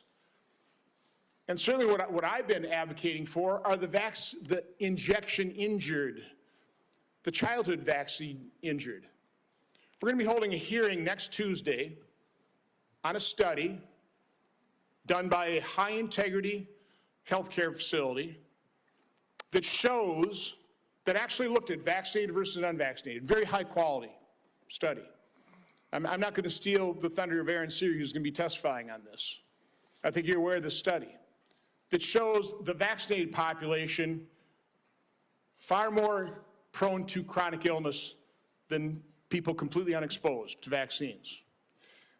That is just one example of how science has been corrupted by the way, the study was conducted, and when they conducted this, oh no, no matter what the results are, we're going to release this. They got the results in 2000. It is yet to be released. We're going to enter that in the record on Tuesday. Do you want to just talk about what you've witnessed in terms of the capture of the agencies that you're now in charge of, the corruption of science, which I believe you just said, that is almost your number one goal, right, is try to bring integrity and credibility back to science, which has been corrupted by the people who pay for it, by federal health agencies being captured by pharmaceutical industries, by big pharma, by big food. Just, I want to give you, I'm sorry, just the last minute to, first of all, defend yourself, but talk about the corruption of science that you're having to deal with and trying to correct. Yeah, I mean, I'll just tell you one example, and I could sit here and give you thousands. But in 2002, CDC did an internal study of Atlanta and Fulton County, Georgia children, and looked at children who got the MMR vaccine on time and compared those to kids who got them later. So in other words, kids who got them before 36 months and kids who got them afterward. The data from that study showed that black boys who got the vaccine on time had a 260% greater chance of getting an autism diagnosis than children who waited. The chief scientist on that, Dr. William Thompson, the senior vaccine at CDC, was ordered to come into a room with 4 other co-authors by his boss, Frank DiStefano, who's the head of the immunization safety branch, and ordered to destroy that data. And then they published it without that fact. So you know that story, I know that story, and you know of hundreds of stories like that. It happens all the time. We are being lied to by these agencies, and we're going to change that right now.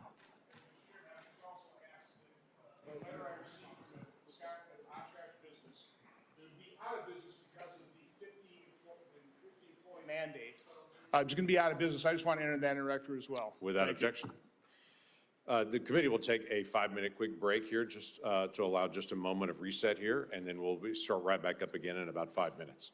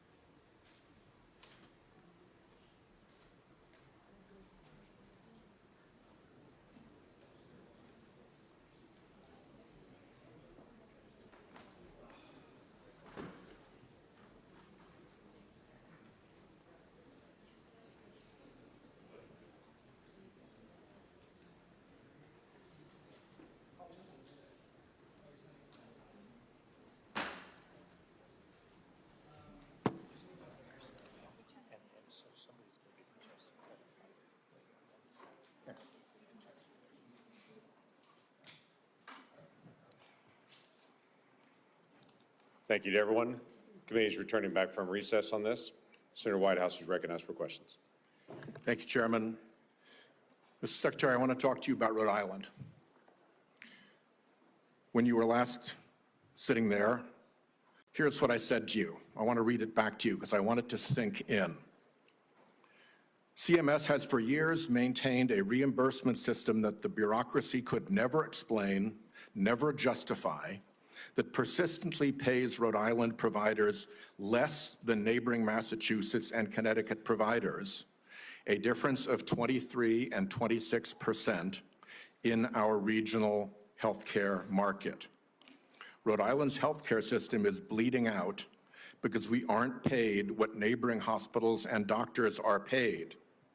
And the one act that CMS took on this issue years ago was to make it worse.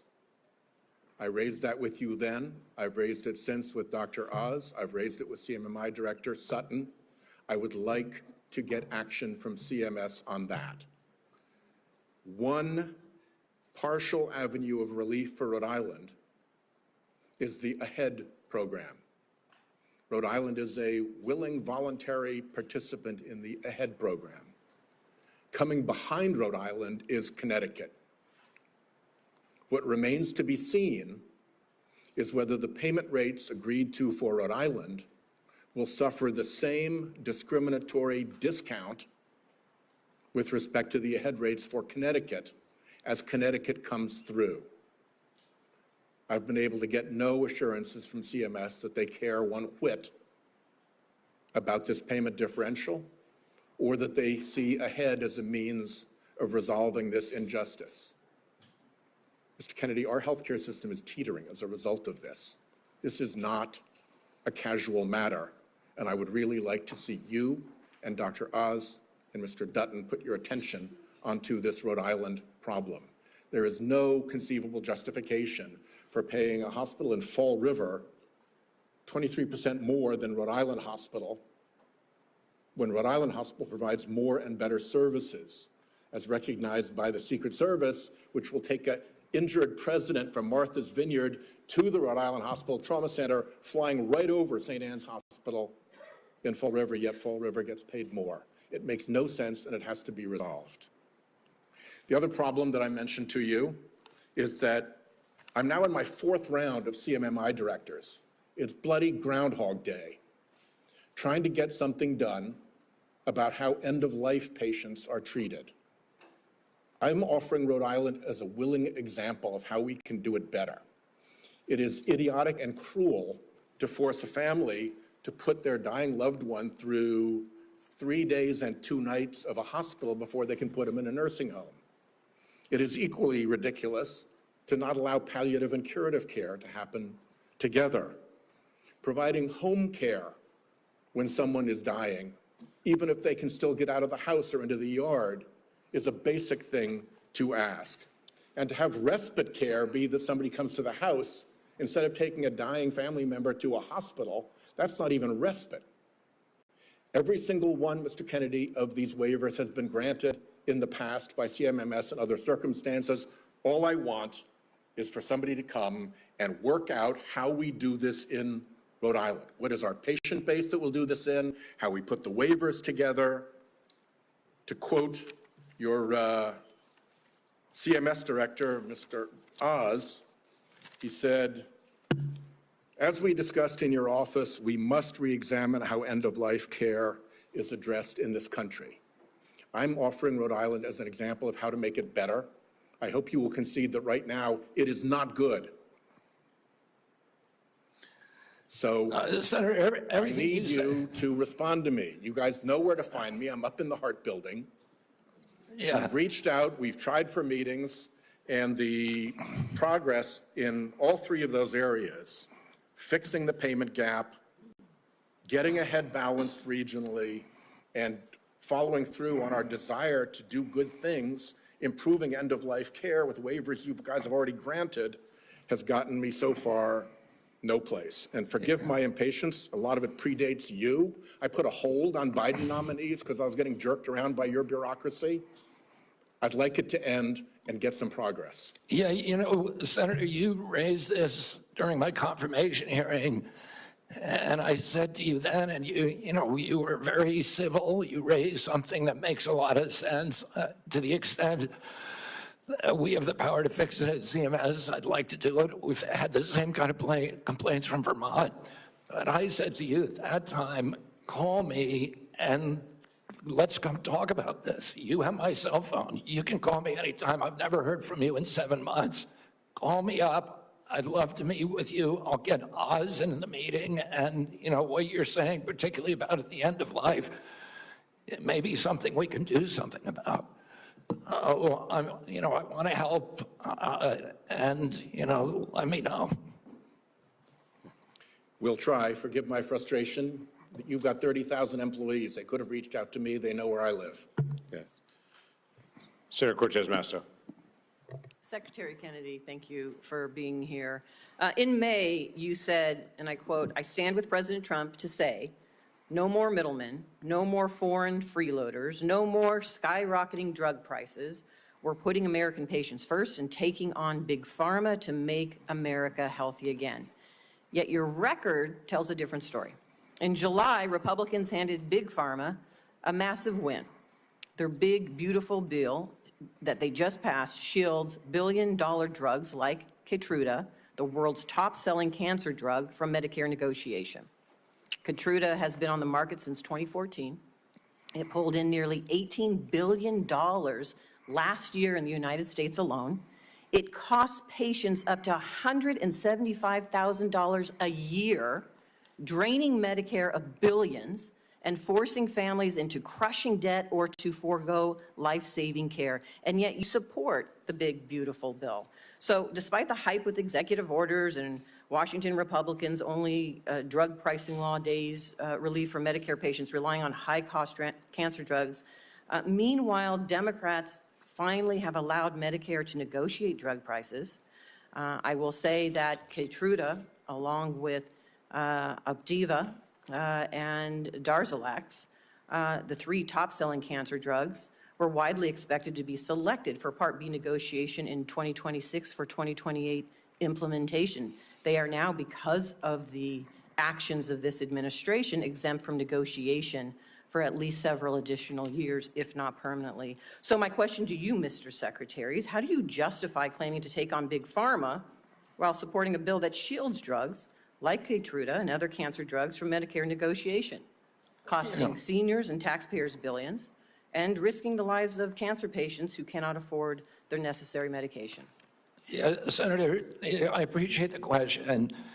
The Medicare drug negotiations in the IRA were very well intentioned, but they were poorly structured. And what we found is that there are actually, the negotiations that have occurred actually have ended up raising the costs for Medicare. We are right now in negotiations. The CBO has not agreed to that. The CBO doesn't say that. It's just the opposite. So you're saying the CBO and independent agencies that validate the costs are wrong? That is CMS data. Okay, so let's just focus on the cancer drugs. Why aren't we negotiating those and bringing those down for families? Why does the bill exempt those? It's part of the MFN negotiations. I'm not sure of that provision in the bill, of the one beautiful bill, but the... You're not sure of the provision, the negotiation provision, and how exempted for Keytruda? Drugs? Your agency is responsible for that negotiation, and you don't know about it? I know that we're negotiating in the MFN Let me ask negotiations. you this, Mr. Secretary. Let me ask you another question. How much are Medicare Part D enrollees expected to pay for prescription drug coverage next year?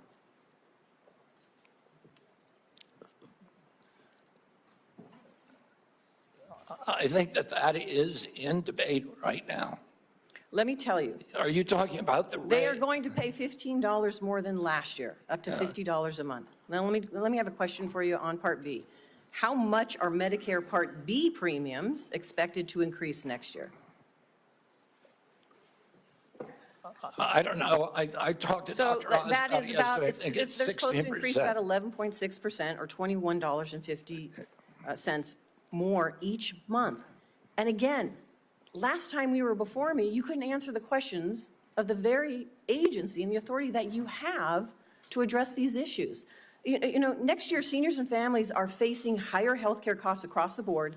23 million people on Medicare with a standalone Part D drug plan could see their premiums rise to $50 a month, up from $35, because the Trump administration is cutting the federal subsidy that has been keeping costs down.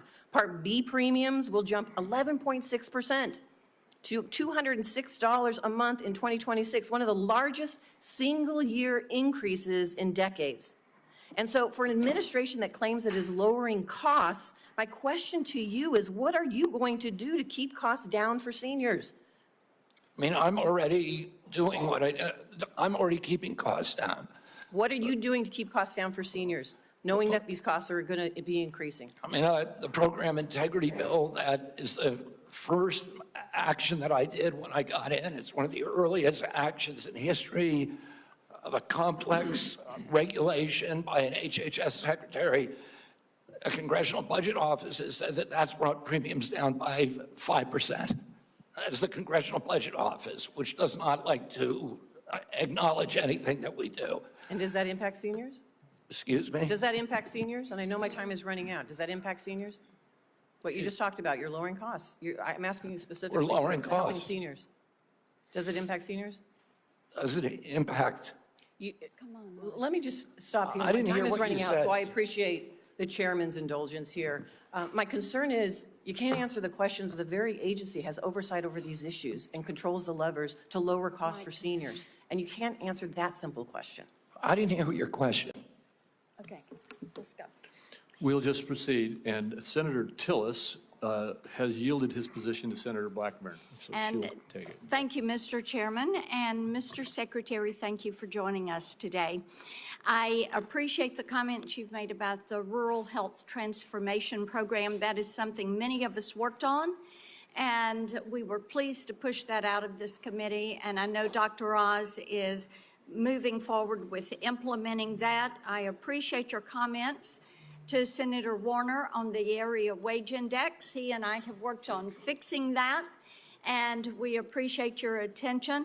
I am delighted to know that you're going to end the revolving door and the conflicts of interest. I have found it so unseemly that people who work with a pharmaceutical or with a big food company then go back over into CDC or NIH or FDA, and then they're signing off on regulation for their former employer and many times their future employer. So we appreciate that. Senator Langford went to you on the PBMs. And as you are aware, my PBM Act that Senator Wyden worked with me on, that made it out of this committee last cycle. And making certain that we keep these rural pharmacies open, making certain that PBMs do not profit above what is their standard service fee, and that they have to disclose all their pricing. That is going to be an imperative. So will you work with us to get that PBM legislation across the finish line and to the president's desk? Yes, Senator, absolutely. Thank you. Interoperability is something that you have announced, a new interoperability framework to better align data sharing principles. And this is important to digital health. And as you're aware, when we passed 21st Century Cures in 2018, the Software Act and that health IT definition is something that I worked tirelessly on to get implemented. So what I want to hear from you is, how does CMS plan to align this new framework with the existing federal framework? And how are we going to be able to move forward with one national policy on interoperability? Well, I don't know if we, what we have right now is concrete commitments from the 60 top tech companies who we were able to convene to do data sharing, to do patient accessibility and to do interoperability. But I can't tell you how that's going to mesh. Then if you will have someone submit to me in writing what that pathway is, this is something that is essential if we're going to be able to benefit from that data. So having some specificity on the pathway will be helpful. I did want to talk with you.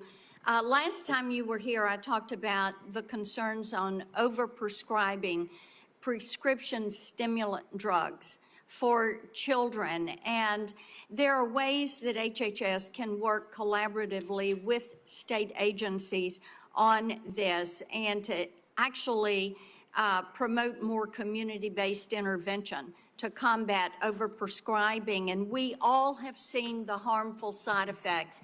And there's a lot of reporting out there on this and tremendous concern for grandmamas like me who see children and friends of our grandchildren who suffer with this. So I know your team is working on solutions. So you're going to have your Make Our Children Healthy Again strategy that you're going to release, but talk for a moment. We've got 30 seconds left. Talk for a moment on how you can better arm parents with information on the harmful side effects of overprescribing these stimulant drugs. I mean, one of the problems, Senator, is that, you know, we now have 1 out of every 5 kids on these drugs and the antidepressants, even more. And we know very little about the long-term impacts because NIH and CDC have been asleep at the wheel. Right now, we are doing those studies. We're doing extensive studies so that we can warn parents and so that we can force the companies to put labels on their products.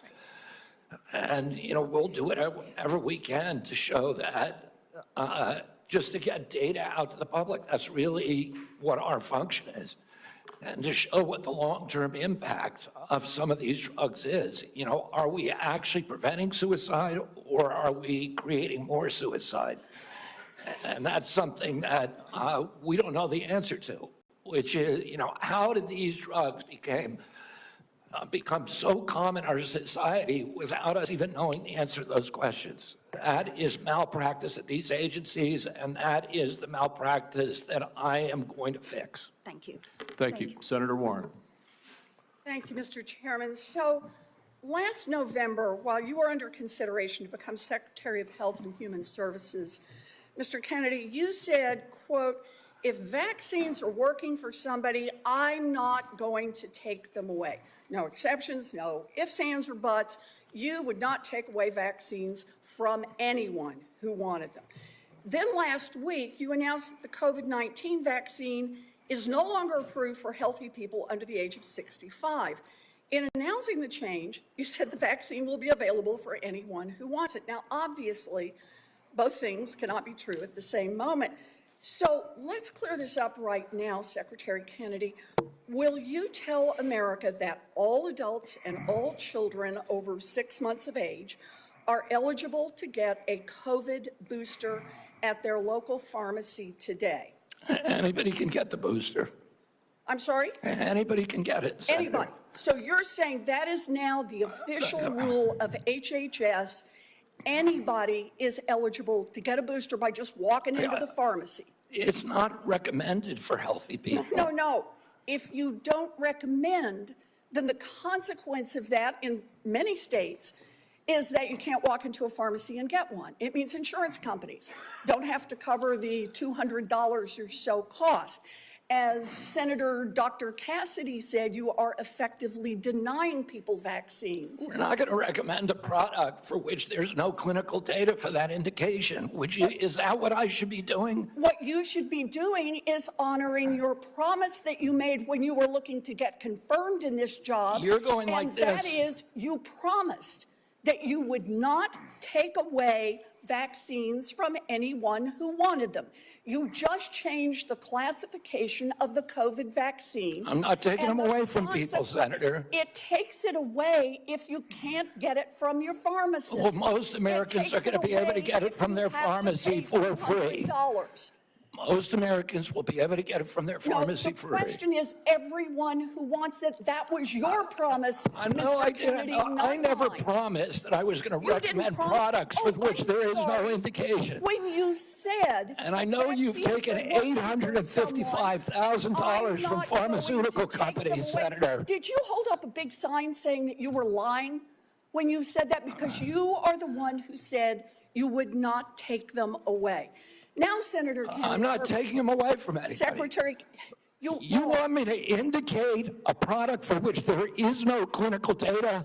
Is that what you want? Secretary Kennedy, you said you wouldn't, and now you did. I'm not So taking them away. obviously- Everybody can get access to them. No, they can't walk into a pharmacy the way they could last month and get access. It to a depends on the vaccine. it depends on the It states. depends. A year ago. But they can it did still not get it. depend. Everybody A can get month it. ago, it did not Everybody can depend. get it, Senator. So look, let's move on. You clearly are taking away vaccines. I've seen the list for what's coming up next, and that is the agenda for the next CDC vaccine panel. And first up is ratifying your COVID actions. Second is hepatitis B is on the agenda. So should Americans expect you to take away hepatitis vaccine access as well, even though you promised not to? As I said, I'm not taking vaccines away from anybody. Okay, same answer, right? You're just going to deny that when people can't get access, that you're not taking it away. Then let me ask you, is that the same game you're going to play with Well, measles, you want me to, mumps, so you want me to rubella, recommend chickenpox? every product in the world so that, without any clinical trial data? Through on your promises. Yeah, my promise was to give. A month ago, we could get COVID vaccines by just walking You can into a still get pharmacy. COVID vaccines, You Senator. are taking that away. No, you are So still, let me you can ask still you get the one more COVID vaccines, and question, Medicare Secretary will still Kennedy. pay for them, and Medicaid will still pay for them. Tell the head of the CDC that if she refused to sign off on your changes to the childhood vaccine schedule, that she had to resign? No, I told her that she had to resign because I asked her, are you a trustworthy person? And she said no. So if you had an employee who told you they weren't trustworthy, would you ask them to resign, Senator? So I'm sorry, but this is not what she has said publicly. She has Well, said I'm she not would surprised about pre-approve. that. So you're saying she's lying? Yes. Every conversation I had with her, there And were let me get this witnesses. straight. This is the same person that less than a month earlier, you stood next to her and described her as unimpeachable, and you had full confidence in her, and that you had full confidence in her scientific credentials. And in a month, she became a liar? Is Yeah, that what you you're should saying? ask her what changed. And by the way, a month ago, you were voting against her. Oh, because you thought she was either incompetent, ineligible, or unsuited to the task. I voted Now I against her agree because with I you. was afraid she was going to bend the knee to you and Donald Trump. And it looks like she didn't bend the knee, so you fired her. Look, you are putting America's babies' health at risk, America's seniors' health at risk, all Americans' health at risk, and you should resign. Senator Sanders. Just want to pick up on Senator Warren's point.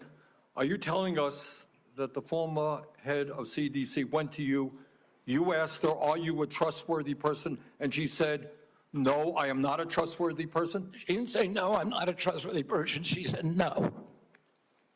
Wow. Giving a quote. All right. And I asked her No, twice. 1 second. And you're also repeating now that she is a liar, correct? What she wrote in the Wall Street Journal? If she wrote that I fired her because she refused to sign on in advance for the ACIP committee, no, that's not accurate. All right, so you're calling her a liar, and I look forward to her coming before the Health Committee, maybe this committee as well. All right, Mr. Secretary, I've got a bunch of questions. Appreciate brevity in answering it. So-called beautiful bill threw 15 million Americans off of health care, substantially raised premiums, and is going to have a terrible impact on nursing homes, community health centers, rural hospitals all over America. Very briefly, is that really making America healthy again? It's going to have it's going to be the biggest infusion of federal dollars into rural health care in American history. Yeah, you know why? Because you're cutting $150 billion for rural hospitals. You're putting $50 billion back. That's not an infusion. That's a loss of $100 million. All right, next question. President Trump, who I don't usually agree with, called COVID vaccines, quote, one of the greatest miracles in the history of modern-day medicine that saved tens of millions of lives worldwide. Scientific community agrees with Trump. Lancet study found that it prevented almost 20 million deaths during their first year of use. Secretary Kennedy, are President Trump and the medical community right, or do you still believe that the COVID vaccine was, quote, the deadliest vaccine ever made? No, first of all, I didn't say that. Oh, I said that in terms of affairs reports a while ago. I said today, I think that President Trump should get the Nobel Prize. So who's right? Is Trump in the medical community right, or are you right? President Trump did an extraordinary piece of leadership. Is he right or wrong? Did COVID save millions of lives? As I said, he got Americans back to work. At that time, that particular vaccine was perfectly matched to the virus that was circulating then. And I have no idea how many lives it saved, but it saved quite a few.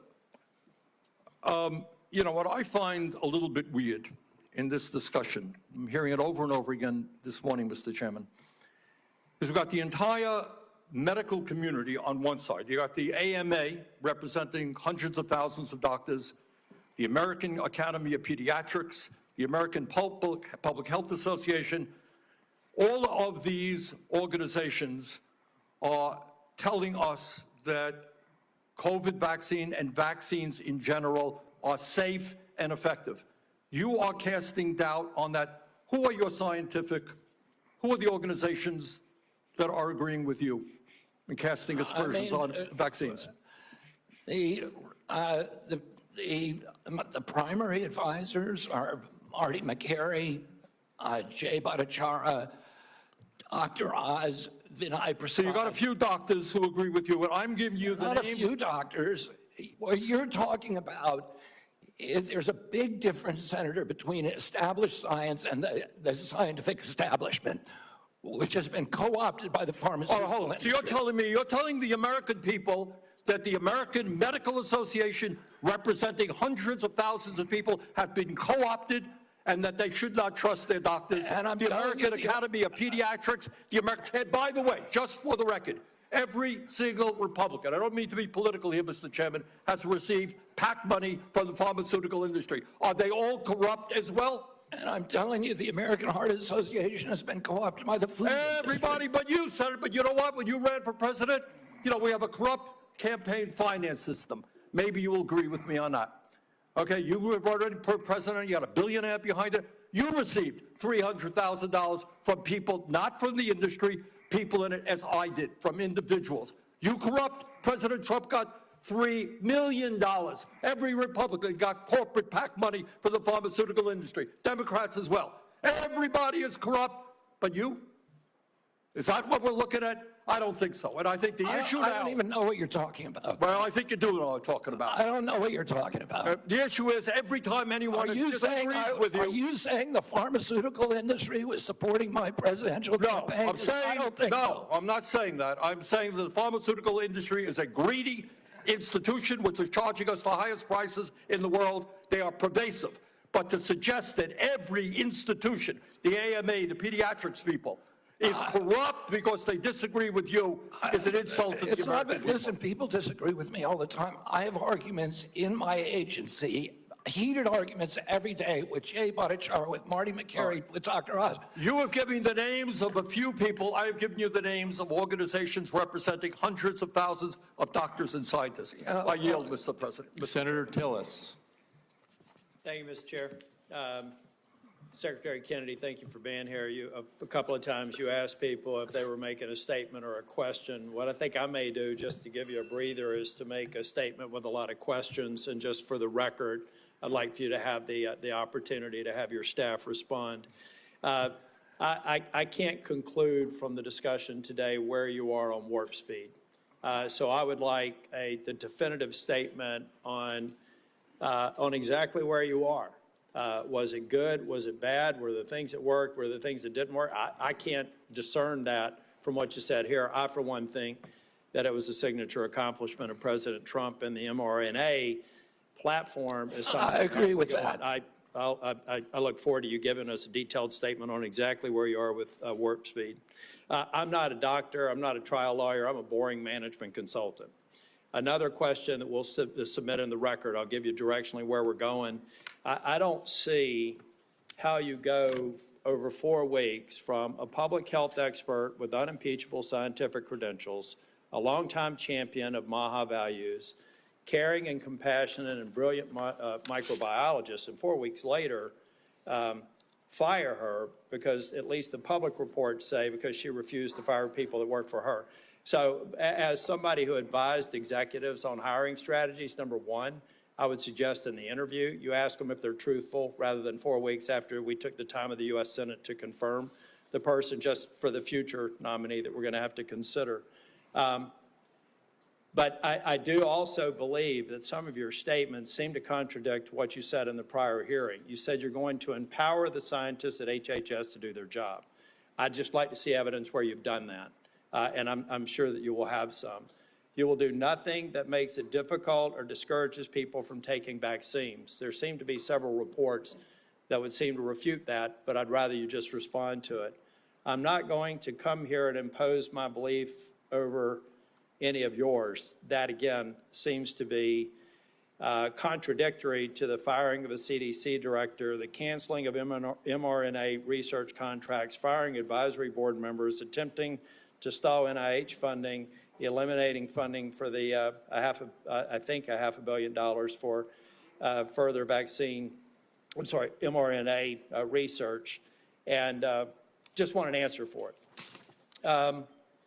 On H.R. 1, I believe you know my concerns about H.R. 1. I've had several meetings with, and H.R. 1 is the big, beautiful bill, OB3, whatever the brand is. But I'm still, I've got an office with 60 staff, including half of them in state office. I've had 3 different estimates of the economic impact on the state of North Carolina.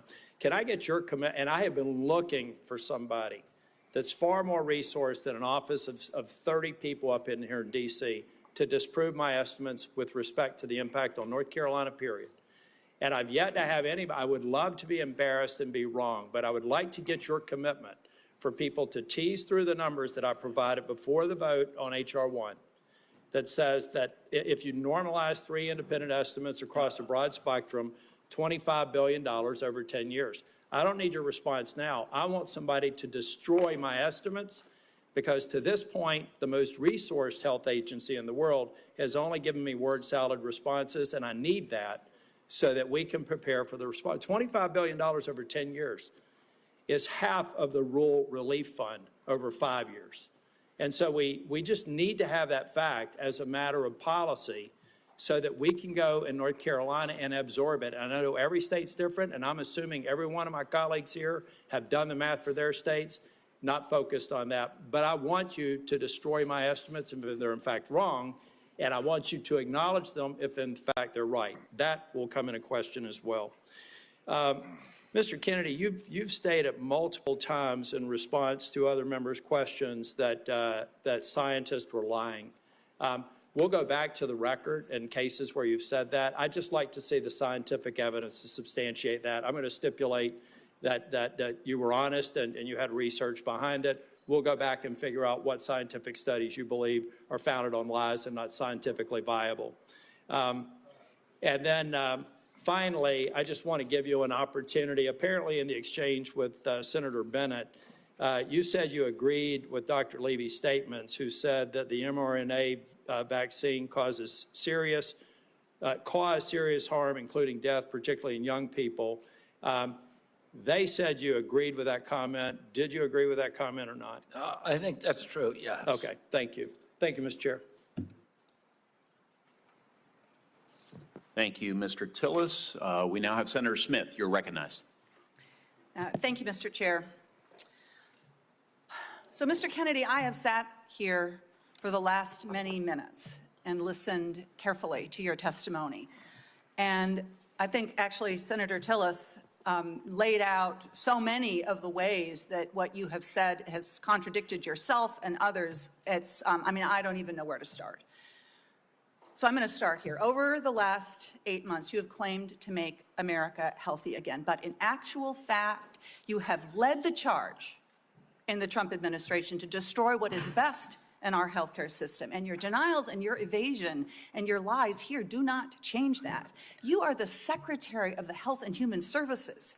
Yet you're trafficking in these fringe idea and discredited theories that are completely out of step with the scientific consensus, and you seem to be willing to say anything in the moment, even if it's untrue. So last time you were before Congress, Secretary Kennedy, you claimed, and I quote, "I have never been anti-vax. I have never told the public to avoid a vaccination." But in a podcast, you said the opposite. You said there's no vaccine that is safe and effective. So that sure sounds anti-vax to me, Secretary Kennedy. So let me ask you, when were you lying, sir? When you told this committee that you were not anti-vax, or when you told Americans that there's no safe and effective vaccine? Both things are true. Oh, so more denial, more back and forth. I mean, here's what I know. Here's what I know. You want me to explain why, Senator? You just No, want to... actually, I want you to listen to me. Okay, go ahead. I want you to listen to me, because I've been listening to you. You said that ACIP is an independent panel after you stocked it with your picks. You said that you want evidence-based science, but it seems that what you mean is evidence that supports your view, not the scientific consensus. I mean, you dared to sit there and call my colleague from New Hampshire a liar when she presented you with facts that don't support your view of the world. It's incredible. But let me move on. Just last week, in the days after the tragic shooting at Annunciation Catholic School in my home state of Minnesota, you went on Fox News blaming school shootings on antidepressants. You have no evidence of that because you have no evidence of a connection. And you want to talk about... You're just saying something. You're just making stuff up. You know, this is what you say, right? No, Secretary Kennedy, when someone no. presents you with information that does not fit I did not your blame that world shooting. view, I have no idea whether... I have no idea, and I never said that. You're making it up. You're twisting. Yeah, you are. Secretary you are being Kennedy, dishonest right now. If you want to talk about mental health and gun You're violence being in this dishonest. country, if you want to talk about mental health and gun violence in this country, we should be talking about that, because that's what the Let's parents talk then, of Senator. Annunciation School You don't want to talk. want to You want to about. harangue, and you want to politically. You want to have partisan politics. That is I want to actually solve these problems. Ms. Secretary Kennedy, what the Trump administration is doing right now is making it harder for people in this country to get access to mental health care. So don't talk to me about solving the mental health care crisis when you are making it harder. You cut Medicaid, which is the #1 payer for mental health care services in this country. You decimated the agency at Health and Human Services that focuses on mental health and substance abuse. That's what states count on. They're cutting their services to schools as a result of that. Several years ago, in a bipartisan way, Congress came together and passed the Safer Communities Act, which made important investments in mental health care and did some important, though small things, to reduce access to guns. What do? You propose cutting that funding. This is what we're talking about in your leadership in the Department of Health and Human Services. If you want radical transparency, as you talk about, I mean, take a look at what you are doing. And, you know, I've heard a lot about MAHA today while we've been here. There's a lot of Americans, Secretary Kennedy, who trust you, who believe what you say, especially when you say you're standing up to corruption. And I think that they need to know, you apparently have a lot of influence with President Trump. Did you ask him not to roll back these regulations that are stopping the big corporations from dumping heavy metals and endocrine disruptors into our soil and water? I mean, there's no evidence that you have been even opposing that. Did you do anything to stop the Trump administration from rolling back this handout to big pharma that makes it easier for the big drug companies to charge more for cancer drugs? No, you presided over that. I mean, it's stunning, really, what's happened over the last 8 months. It's stunning to me. And I just hope that in this moment, our colleagues, there's hardly anybody left in this room, are going to think about what it is that you've done, what your legacy is going to be at the Health and Human Services Agency, and pay attention to the damage that is being done here. Senator Marshall. All right. Thank you, Chairman, and welcome, Mr. Secretary. One of your themes for the CDC is transparency. And I think when I hear you talk about transparency, I think part of that is sharing what you know, what the CDC knows with parents so that they can make decisions. Behind me, yeah, I know it's going to be hard to see from there. I can barely read it. This is the current CDC recommendations for vaccines for children. On day number 1, they get their first jab, a hepatitis vaccine. By the time they're 18 months, they've had 18 jabs. By the time they get to be old enough to vote, they have 76 jabs. Now, when I listen, what I hear you say is that, look, vaccines are drugs. We need a measured response and a measured, when do we use this? It's interesting that the United States has put age 65 and older for COVID vaccine. UK has chosen 75 and France 80. Obviously, scientists disagree exactly when that should or shouldn't be. Hepatitis B vaccine, it makes no sense to me. I've only delivered 5,000 babies, but we do a hepatitis test on every mom. By the time she delivers that baby, I know her pretty well. And if she doesn't have any risk factors, if she's not an IV drug abuser, if she's in a stable monogamous relationship, nobody at home has hepatitis, I don't know, I don't see the benefit myself in that hepatitis vaccine. Everyone's eligible for it, everyone can get it, and my pediatricians always agree with me. And no, I'm not saying if you don't know the hepatitis status of that patient, they shouldn't get it. I'm not saying if this person's had no prenatal care, that puts them at risk for hepatitis. Can you just speak a little bit, when you talk about transparency, and trying to empower and make vaccines available, these should be treated just like a medication. Yeah, I mean, you know, I say I'm not anti-vaccine. Saying I'm anti-vaccine is like saying I'm anti-medicine. Well, I'm pro-medicine, but I understand some medicines harm people. Some of them have risks. Some of them have benefits that outweigh those risks for certain populations, and the same is true with vaccines. And we don't understand the risk profile because vaccines are the only medical intervention, medical device, or pharmaceutical drug that are exempt from pre-licensing safety studies. And so there are 2 hepatitis vaccines, and one of them had a safety study that lasted for 4 days on 143 kids for a product that's going to be given to 76 million kids. Yeah. The risk profile prior to the introduction of the vaccine, the risk of a baby dying from hepatitis B was 1 in 7 million.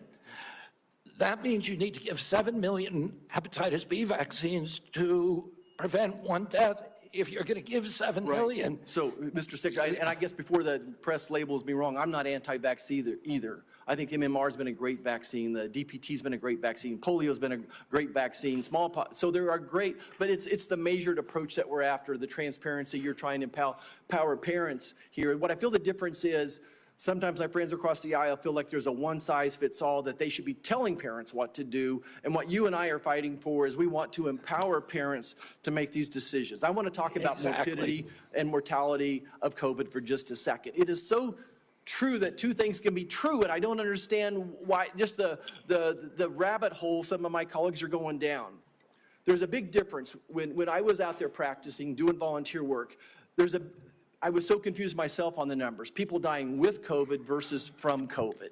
And we still don't have that message, and I think that's what I hear you saying as well. How many people died from COVID versus with COVID is a different answer. The situation today is so different when this monster virus was made at a laboratory in Wuhan, China, and none of us had ever seen this virus, and we had no immunity to it.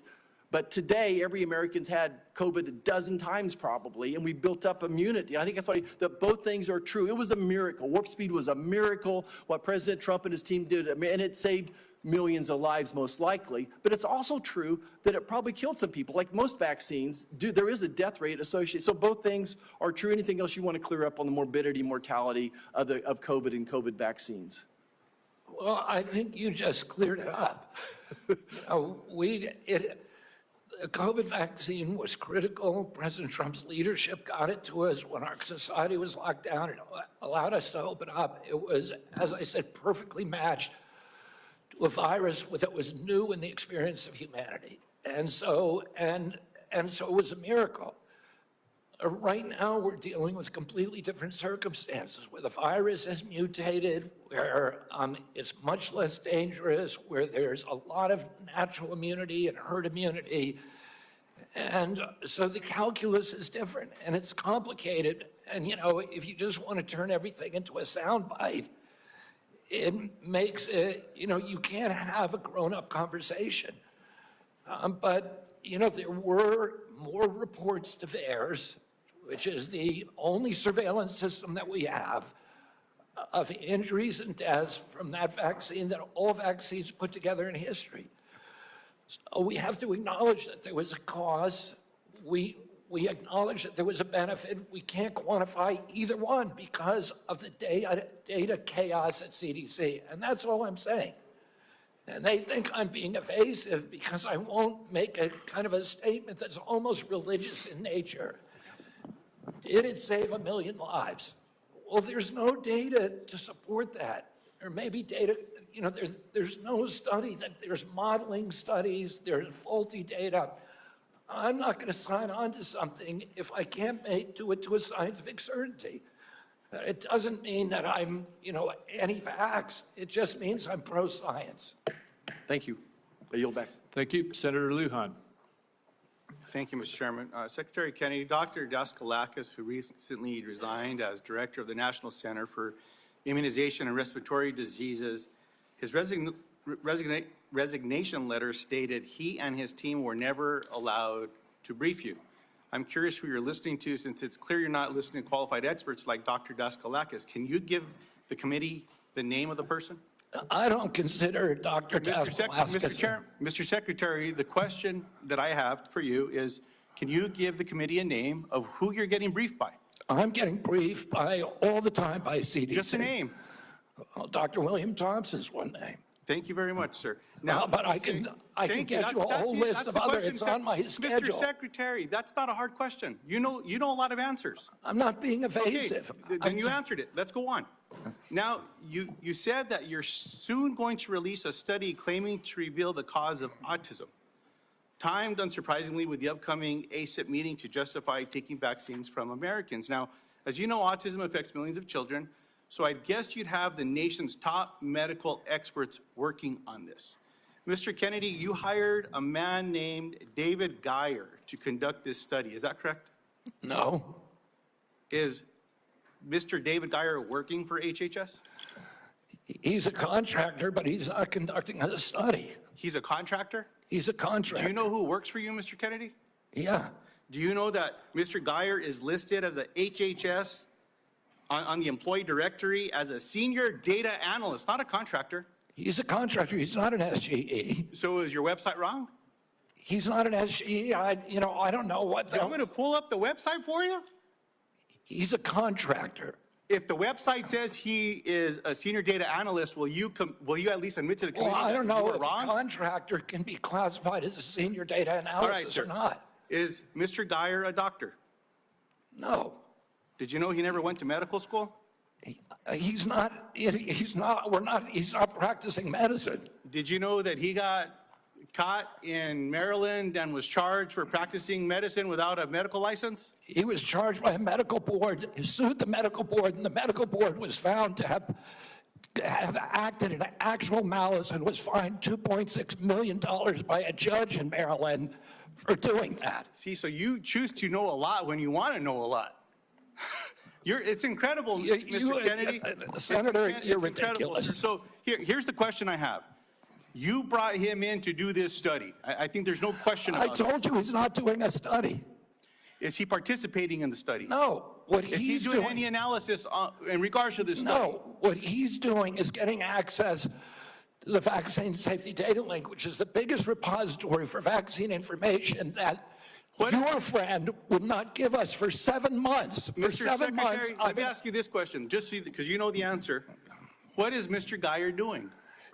He is the only one, because Congress ordered CDC to open up the VSD to him in 2002. He's the only outsider who's ever seen it. So because CDC will not give us, they have Mr. Secretary, is he participating in this then? No, he But is. you just said he's the only dude that knows what's going on here. Do you want me to explain it to you, Senator, or do you No, because just you're want to confusing me. show? Sir, Do you just want to submit showboat? I'll submit You this. just want to showboat for your ads, or do you want to hear a real answer to your question? Mr. Secretary, you choose to know answers to questions with some colleagues. And with others I'm you willing to tend not give you the know. answer. I'm Maybe willing to someone- give you the Mr. answer. Secretary, someone should have asked you, maybe President Trump should have asked you, are you a trustworthy person?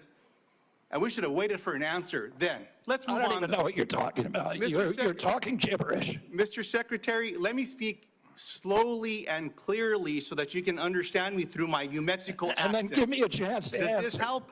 Can you understand me? Yes. Appreciate that. Mr. Secretary, yes or no, did you hire Mr. Geyer to do this study? No. Mr. Chairman, well, let me ask, maybe we'll just get a good answer here. Mr. Secretary, will you commit to sharing the protocols used for the autism study with Congress and to the public? They're public. Will you commit to giving it to this committee by the end of the week? No, not because that's that's not the way it works. Will you You don't even know what you're talking about. Mr. Secretary, will you commit to sharing the protocols for this study by the end of the month? We already have You put just said out. it's public. We put out the notice of funding opportunities, and then the scientists from all over the world. You're not understanding me. Let me speak No, clearly you're not again. understanding how the world works. Do you understand what the protocols Senator, are? Do you understand what they are? The scientists who are doing the studies submit the protocol. Okay, so you know That's what not they coming are. from Okay, us. So will you commit to sharing those protocols with this committee? Well, anybody can get a hold of the protocol. It's published with the study. Mr. Chairman, what I'd like to ask is for your commitment here. I'll send a letter to the Secretary. I'll ask for support from the leadership of this committee to ask for those protocols. If those protocols are not given to this Anybody committee. can get the protocols. Mr. Secretary, I'm not talking to you. Mr. Chairman, what I'm asking. If the protocols are public, we can work with you to. What I'm get asking, access. Mr. Chairman, is that if those protocols are not given to this committee, I'm asking for your agreement that we follow through with the subpoena to get them. No, I will not agree to subpoena anything. Let's see what But happens. Mr. Chairman, you'll help me get them if they're available publicly? Yes. I appreciate that, Mr. Chairman. Mr. Kennedy, with all the questions here today, people just want to know the truth. I don't think so. Mr. Secretary, you don't think so? Thank you. I don't think so. I hope everyone recording that got that, because there explains the Secretary's tenure here. Look, 2 young ladies in Las Cruces, New Mexico at a town hall recently gave me this starfish pin. I was going to give it to you today, but after your questioning today, I don't think you deserve it, because what this represents is to remember that every one of us can make a difference, sir, to something as small as a starfish on a beach that maybe got washed up, you throw it back in the ocean. You might not save them all, but you can save one. I'm sorry that you're not worthy of this. Nice little pin, sir, is a nice reminder. I'm going to pray for you, Secretary Kennedy. I hope we do better. I want you to do better. But today was a failure for you, man. I yield back. Senator Warnock. Thank you, Brother Chair. Less than a month ago, we received the heartbreaking news that a gunman opened fire at the CDC campus in Atlanta, Georgia. This obviously is my neck of the woods. This is heart-wrenching for all Americans, but for those of us especially who live in that area. A DeKalb County police officer, David Rose, was killed. The shots hit buildings on campus in at least 180 places, narrowly missing the CDC's daycare center. Law enforcement recovered nearly 500 shell casings. Clearly, he came to do a lot of damage. It's a miracle, and thanks to the quick action of Metro Atlanta and state law enforcement, more people were not killed. The Georgia Bureau of Investigation announced that prior to the attack, the gunman expressed discontent with the COVID vaccine and, quote, wanted to make the public aware of his distrust of the vaccines. Secretary Kennedy, I assume you are aware of these disturbing reports of the gunman's motives? Yes. And, I understand that some people may have concerns about new medical breakthroughs, but those people don't have the world's top medical experts working under them. You've been over HHS for 7 months now. Have you ever been briefed by CDC's career immunization officials to discuss your concerns? And by the way, every member of this panel has criticized President Trump and demonized him. Have you ever Are been you briefed? complicit in the assassination attempts on President Trump? Sir, I'm asking the questions. You are the witness. It's a simple yes or no question. Have you ever been briefed by CDC's career immunization officials to discuss their concerns? Yes, I have. What was the answer? Yes. You have been briefed by CDC officials, the career immunization officials, to express your... The senior vaccine safety scientist, for example. Have you ever been to the CDC as secretary before the shooting on August 8th? Have I ever been there as secretary? Have you been there as secretary before the shooting? No. Okay. Let's return to the shooting and the aftermath. Secretary Kennedy, I'm about to ask you a series of yes or no questions about the events of the past month, and I would appreciate just a yes or no response. You called Dr. Manarez to your office on August 25th for a meeting. Is that correct? Yes or no? It could be. I just don't know the date. I'd have to check my calendar. Was Jim O'Neill the man you just appointed as acting director of CDC in the room on whatever date you met with him, since you can't recall? Was he in the room when you met with Dr.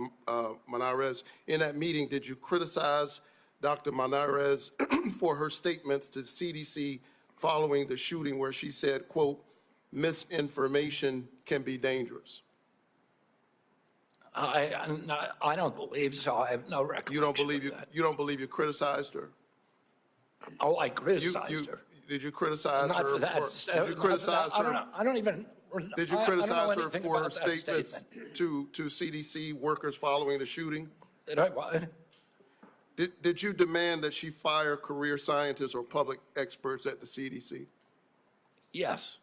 Did you demand that she accept the recommendations of your hand-picked vaccine advisory panel without further review by career CDC scientists? No, I did not. You didn't ask for her commitment ahead of time that she would accept the recommendations from the advisory panel? You're denying what that? I asked her about is she had made a statement that she was going to not sign on, and I wanted clarification about that. Did you tell her to accept the advisory panel's recommendations? I told her I didn't want her to have a rule that she's not going to sign on to it.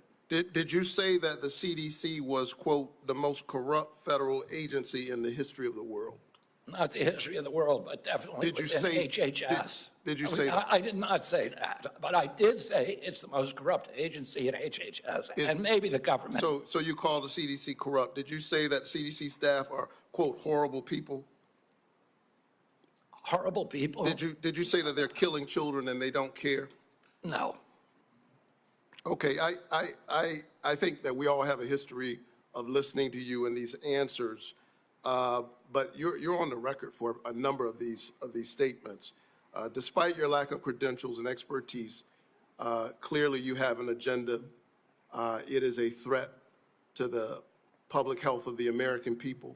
It's clear that you are carrying out your extremist beliefs, which is why you attempted to fire Dr. Senator, Manarez. we're the sickest people in the world. We're the sickest people on earth. I'm speaking. How am I a threat? Secretary Kennedy, for the first time, we're seeing deaths from children from measles. We haven't seen that in 2 decades. We're seeing that under your watch. You are a hazard to the health of the American people. Can I respond to that, Senator? No, I claim back my time. We need to wrap You are up. a hazard to the health of the American people. I think that you ought to resign. And if you don't resign, the President of the United States, who put forward Operation Warp Speed, which worked, should fire you. Thank you so much. Senator Welch. Mr. Chairman, thank you. I want to sum up, and I want to make 3 points.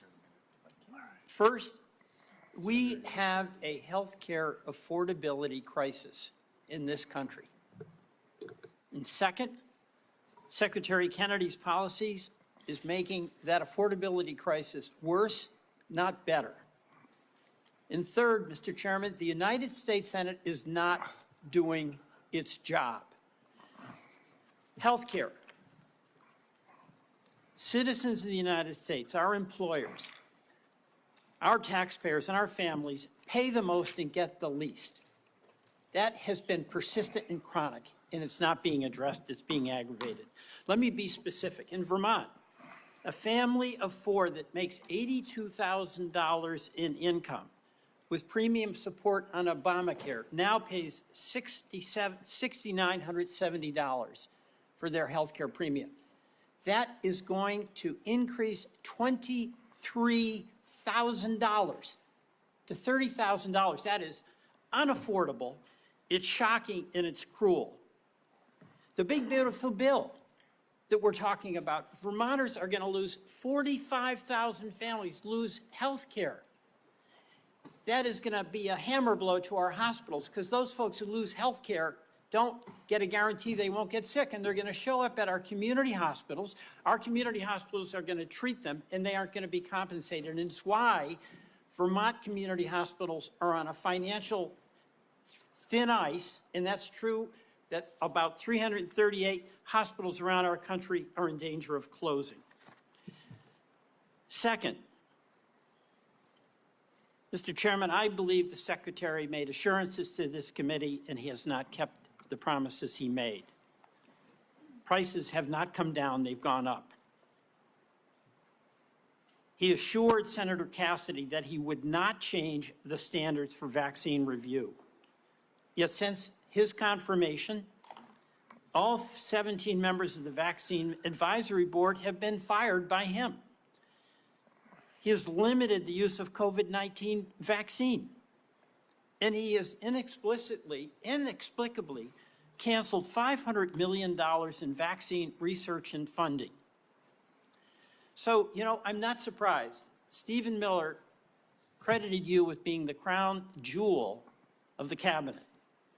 And my observation about the crown jewel of the cabinet and the policies of folks who get rewarded are the ones who fire those in service that speak truth to power. Susan Menares, we've gone over that, fired because she refused to fire herself, staff without cause, and refused to rubber stamp changes to the vaccine schedule without data. The head of the Bureau of Labor Statistics was fired because she gave a report with honest numbers about the job report. CIA Russia expert who'd been there for 30 years, fired after the meeting with Putin. So, Mr. President, that is serious and worrisome. But I want to finally end by challenging us in the United States Senate to do our job. We have a constitutional responsibility to be a check and balance. And the fear of our founders was that there would be a concentration of power in one branch, and that would lead to catastrophic consequences for our country. And what has Congress done? On oversight and advice and consent, we have confirmed a vaccine denier. On tariffs, we've given up our constitutional responsibility.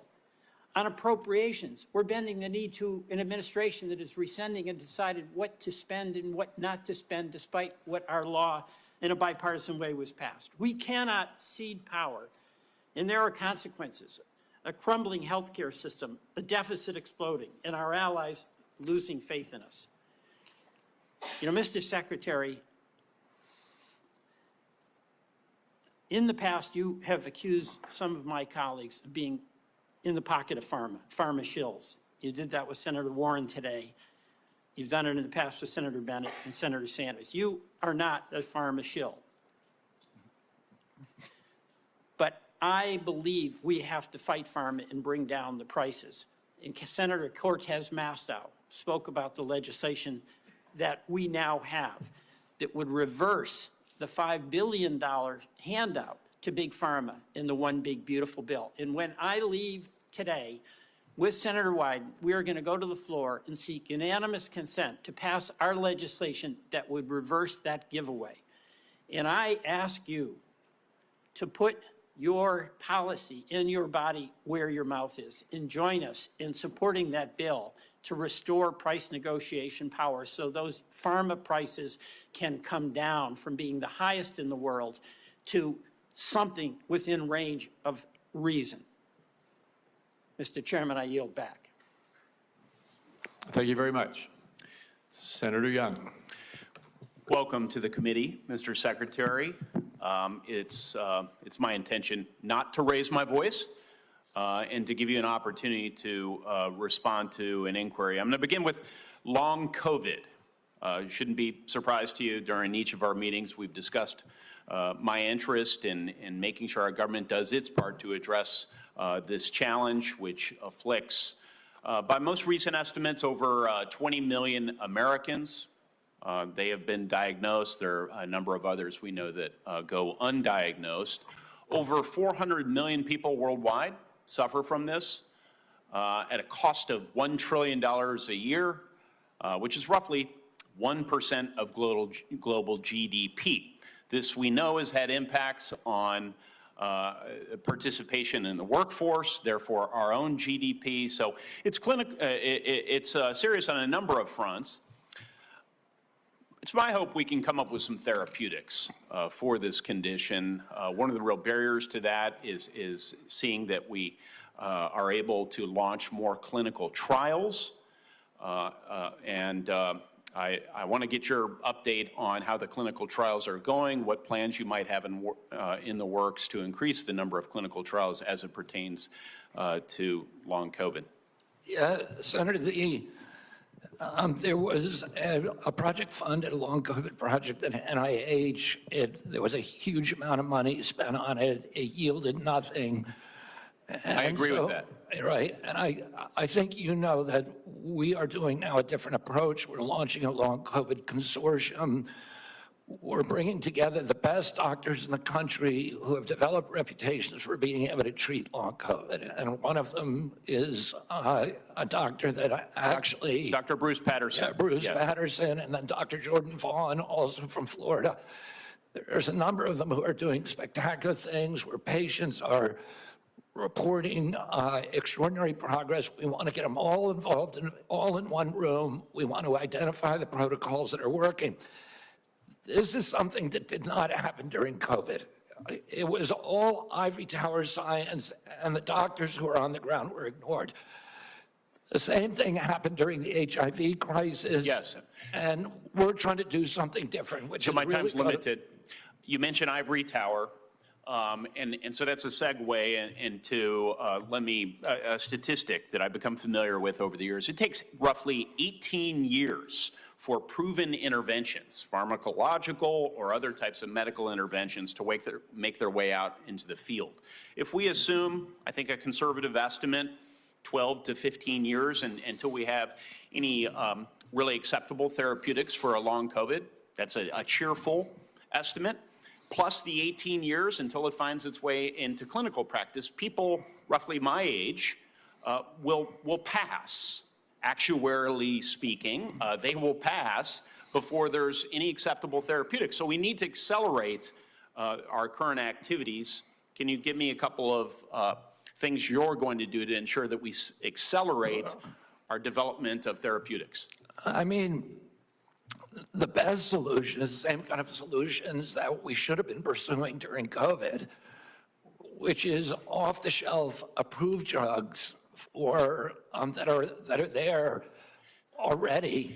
Yes. So you don't it have was to go recently reported that all the major pharma companies, I'm sorry if there's one good student exception, are serving as barriers to clinical trials. How can they repurpose? It is bizarre that that's happening. Okay, you're the Secretary of HHS. Will you be cracking down on this lack of cooperation? Yes. Thank you. Yes. Thank you so much. Will you also be exploring research partnerships with other countries, seeing as I've established this is a global challenge? Yes. Okay. And that's what we should have done during HIV. It's what we should have done during COVID. Yes. Will you also be exploring whether ARPA-H, which has different research protocols than NIH, NIH is very good at what they do, but it takes them a really long time to prove things because of their rigorous process. ARPA is more practical, right? And so one could imagine ARPA-H tackling this challenge. Will you be encouraging this? Absolutely open to that, Senator. Okay. Will you be working with me and other members of the committee on your aggressive strategy as it continues Yeah, to and be looking for good articulated? ideas everywhere. Okay. The last thing I'd like to briefly touch on with the chairman's indulgence is just recognizing the president's leadership as it relates to the appropriate use of civil commitment to deal with homelessness challenges, mental health challenges, et cetera. He's taking a look at these practices. This can be a difficult conversation for so many of us, but I think it is worth considering whether government can play a more assertive role in helping people off the streets who have serious mental illness get off the streets, receive the sort of treatment they really need to be healthy. Can you provide some very brief thoughts on this topic, and maybe then I could follow up with a phone call? On the topic of civil commitment. Yeah. We can follow up, Mr. It's Secretary. mainly happening in the States, so I want to hear your ideas on it if there's something that you think. Yeah, I think the president said, you know, we ought to take a look at it. If there's somebody in 20-degree below zero temperatures consistently in Washington, D.C., and they're believed to perhaps have mental health challenges, might we consider how to offer them care in a controlled setting rather than allowing them to freeze to death? Might that be humane as we reconsider our application of our laws? Follow up on that with Yeah. All right. And Mr. Secretary, you've been here just like a minute or so under 3 hours. We appreciate that. We're not quite done yet. Senator Wyden has asked for one more round, so I said he, as the ranking member, should have the right to have one more round of 5 minutes for himself. And so, Senator Wyden, why don't you go ahead? Mr. Secretary, we'll keep this brief. I want to ask about mifepristone. I was the first member of Congress to hold a hearing on this drug, which now has served more than 7.5 million women. And of course, it is used for reproductive health and medication abortion. It has been documented again and again as safe, and people say safer than Tylenol. And the reason that I'm asking the question is that I'm getting reports that you've said you're going to conduct a complete review of mifepristone's safety, and what we're hearing is it's not based on new clinical trials or data from the scientific community, but on one reviewed paper that's not a peer-reviewed paper by a political organization and Project 2025 sponsor whose stated mission is to advance an anti-abortion agenda. So what I'd like to hear today is for you to say that you'll commit that your best scientists, without bias, will be permitted to conduct this entirely unnecessary safety review. I don't see any evidence for it. You've called for it. But what I'd like to do is make sure that it's done right, and I'm very troubled by what I've heard about it. Your thoughts? You have my commitment. Okay. That'll be good science and good scientists. Okay. We'll get back to you to talk about specifically how that's going to play out, but I appreciate that. Okay, one last point for you, Mr. Chairman. I'm going to ask unanimous consent to enter into the record declaration by these kids, you know, some of them very young, who in the middle of the night, we were told by whistleblowers, are being whisked away and the like. And what I'd like to enter into the record are statements by these kids that we have learned about, and also a memo prepared by the Guatemalan government outlining the deportation effort into the record. We've been able to obtain that, and I think it's an important part of the debate. And with that, I beat my time of 5 minutes. All right, without objection. Thank you very much, Senator Wyden. And we are now at the point where I'll just make a couple of very brief personal closing remarks, and then I've decided, Mr. Secretary, you know, I said at the outset of this hearing it was going to be some partisan battling going on. That is something that is very obvious to anybody who's paid any attention to what's happened in the last 3 hours.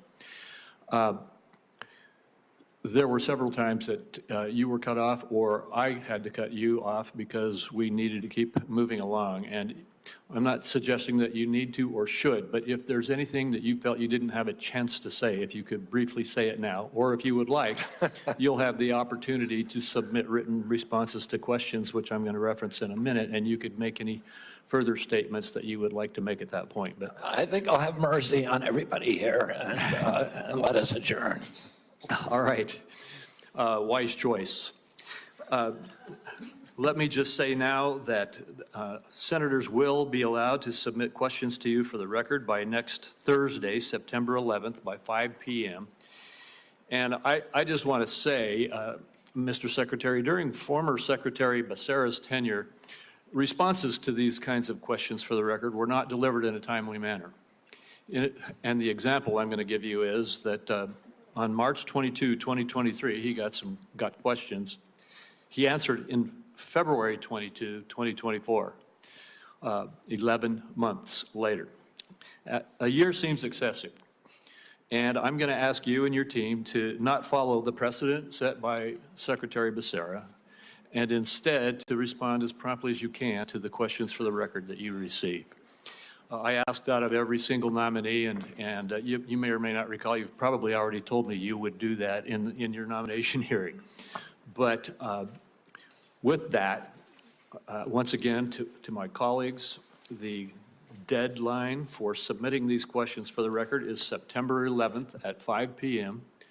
And hearing nothing further, this hearing is adjourned.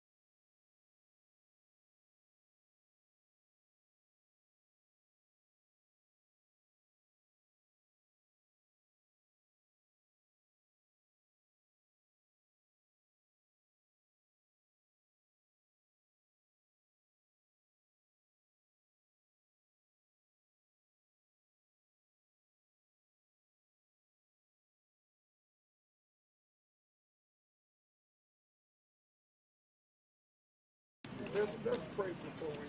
Anybody else besides Zaire, Michael, and the Ruben want to say anything? Or everybody just want to stand and support? Brian, you want to talk about your setbacks and you rebuilding, and you okay? Oh, God. Is there any clergy among any preacher, elder? Okay. Elder Porter, you pray for God to guide our heart, mind, and our tongue. That gives justice to our beliefs. Our Heavenly Father, thank you for being our Father, for being present. Thank you for this day and this gathering of neighbors and friends. Thank you for the concerns that we have, for your blessings upon the approach we possibly take to go forward. I should do bless properly the organizations that we're working with, and the neighbors that are standing here, not knowing the future, how it's going to turn out. We know who knows the future best. We pray that we go about this in such a way that it be pleasing and acceptable. Thank you so much. Yeah, I asked him to do it, so. Pray for our land. You got to do it. Lives are distorted, neighbors are lost, lives are lost. But they're all the rain, there is the sunshine. We pray that we put our faith in Thee, put our trust in Thee, and look towards the positive. Pray for those who are here, family, bless them, keep them in your care. Keep them in your care. Amen. Thank you, Elder Porter. We out to do strong. So everybody, we're going to walk over to the podium, and then we're going to put everybody behind the people that if you're not speaking, stand and support so they can see out to do strong. Any questions? Anybody got my list? Where's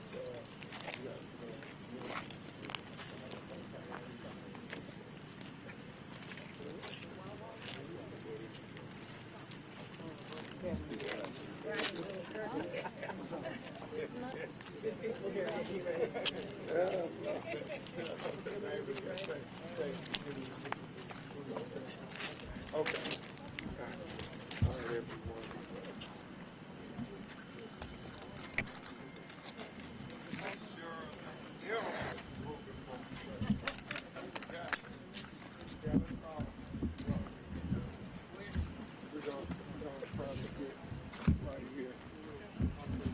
I know it is a little awkward.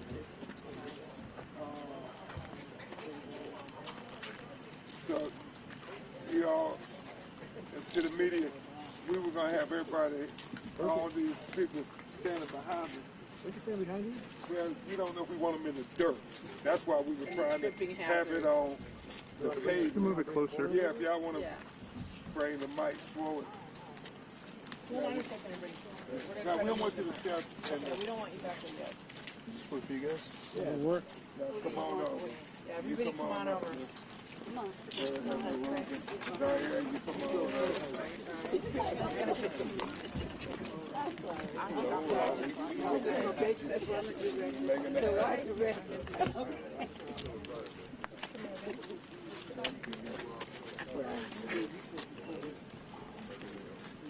You guys come down the next line. Come on.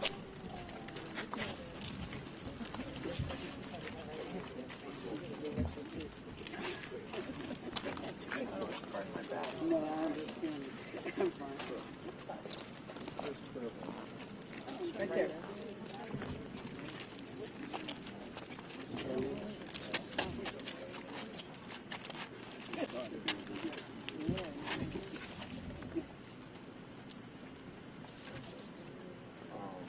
You got everybody here?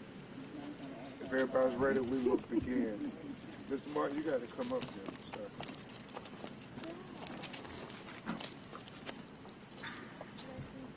Good morning. I'm Attorney Ben Crump, along with Attorney Ann Andrews of Andrews and Thor and an Attorney Camila Moore with Crump Law Firm and our legal team. We have the honor of representing many, many of the citizens of Altadena who lost their homes in the devastating wildfires. And even though it has been very challenging for them, we stand here this morning, Altadena strong. Altadena strong. Altadena strong. Altadena strong. Altadena strong.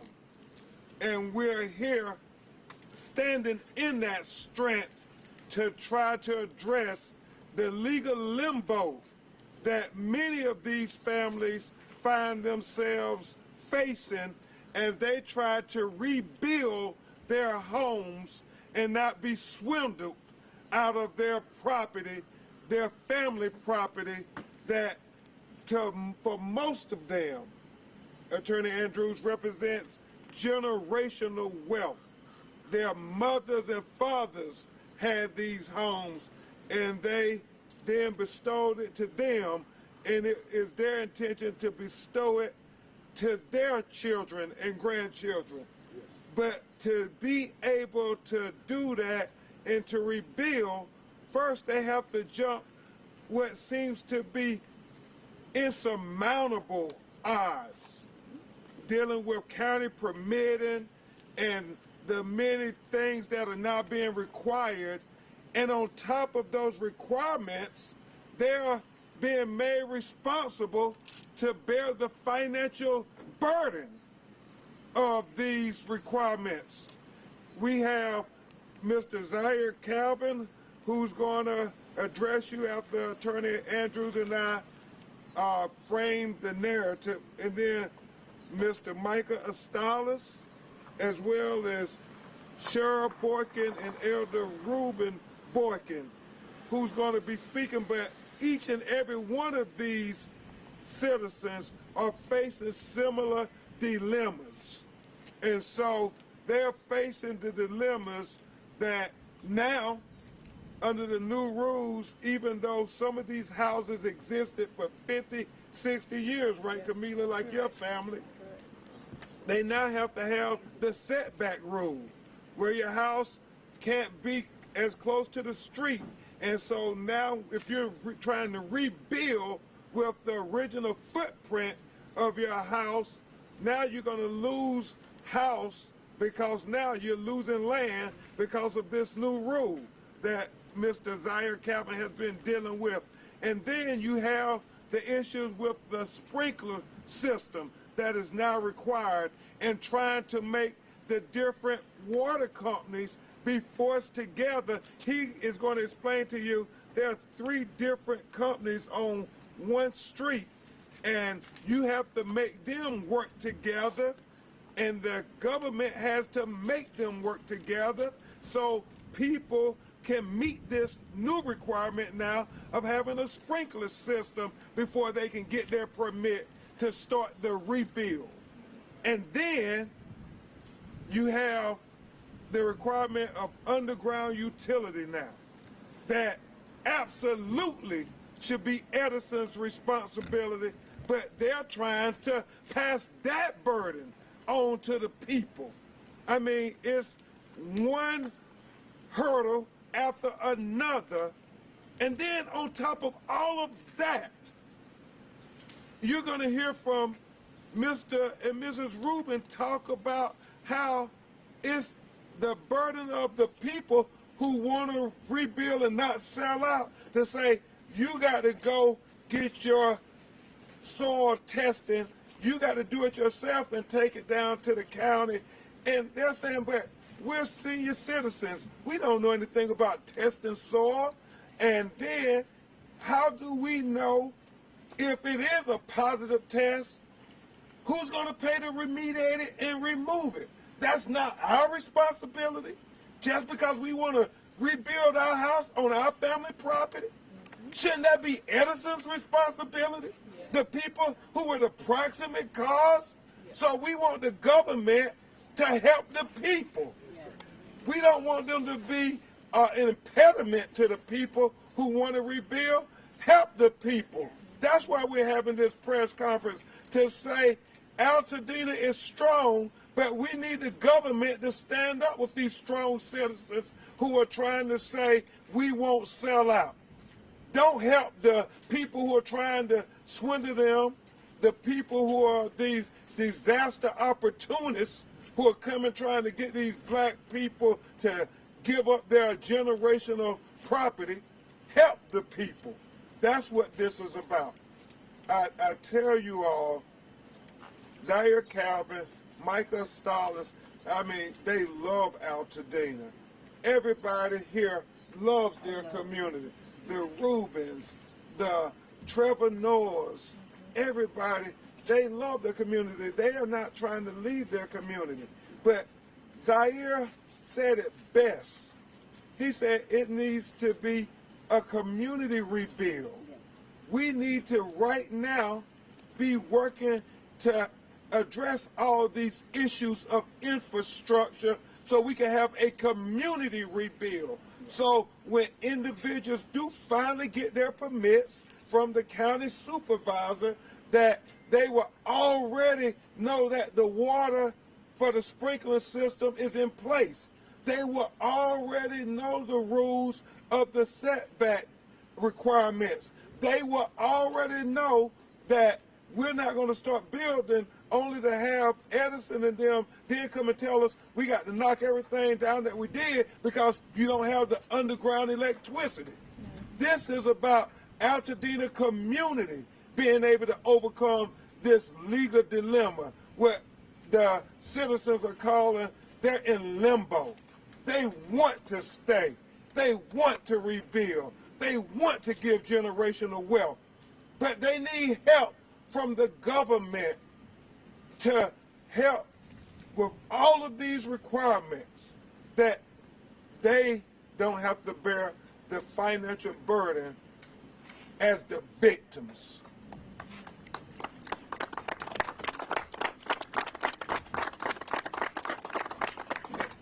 And with that, I'm going to have my great co-counsel, Attorney Ann Andrews, who has dealt with wildfires here in California and Hawaii and can speak most knowledgeable on the things that they're facing before you hear from some of the people themselves. Attorney Andrews. Thank you, and thank you to the press for coming today, because we want to call attention to, before we even get to some of the permitting issues, some of the general health concerns here that are going to be shared by everybody in this community, and they're as follows. Independent testing agencies and independent reporters have found that high levels of lead exist in properties directly burnt by the fire, in properties in the perimeter of the fire, though not directly burnt, and in surrounding areas in high levels. Of the samples tested, reports are coming back from these samples in the high 30s, 37%, 36%, 38% of all the testing done are reporting high lead levels. So what does that mean? That means that the entire community has to address the safety of the lead. And where did the lead come from? It melted into the ground from the homes that stood here that were built long ago, when lead was not thought of as a dangerous environmental element as it is today, and it is heavily regulated today. So we say to the county and to Edison that you must address this problem wholesale, and that you must provide safe conditions for these people to rebuild, for their children to live, for their schools to safely operate, for the health and safety of everyone in this community, not just the young and the old with health concerns, but to all people that can safely re-inhabit this community by addressing the lead contamination issues of the ground and doing it on a wholesale basis to protect all citizens of Altadena. So we're calling attention to that issue today. It can be addressed, but has to be addressed. The cost of it, the remediation, if you have high-level content, a whole other kind of expense. And to safeguard each and every family that's going to rebuild, they need assurances of how that's going to be done and how it's going to be paid for. It's not inexpensive. So that we wish to call attention to and with that I'll turn the mic back to Attorney Crump to call the speakers to address other concerns. Thank you, Ann, for being dogmatic. Yeah, give Ann a round of applause. They have been dogmatic and just writing letters, calling the county and government officials to say, we got to address these issues because our clients keep calling us about these matters and they're getting no answers. And so we got to make sure the people in power understand that the power of the people demands a response. Demands a response. And with that, this young man really is the embodiment, the spirit of Altadena Strong. This is his family's property. They had 5 homes. He tragically lost his sister in the fire. His mother still wants to come back home to Altadena before she leaves this earth. She's getting up in age, and he's promised that his family will be back, and everybody's family will be back. And I tell you, he's just been a blessing for so many, even beyond his family. Mr. Zaire Calvin.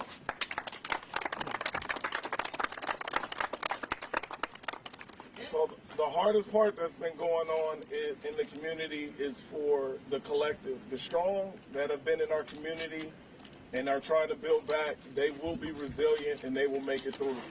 The part that we're speaking of is all the others, the elders, all the people who keep talking about they're tired in these moments, and all these new regulations and procedures that are coming up for them to have to rebuild and have to go through all of these processes is daunting to them. They're tired and they need help. That's why we need a collective.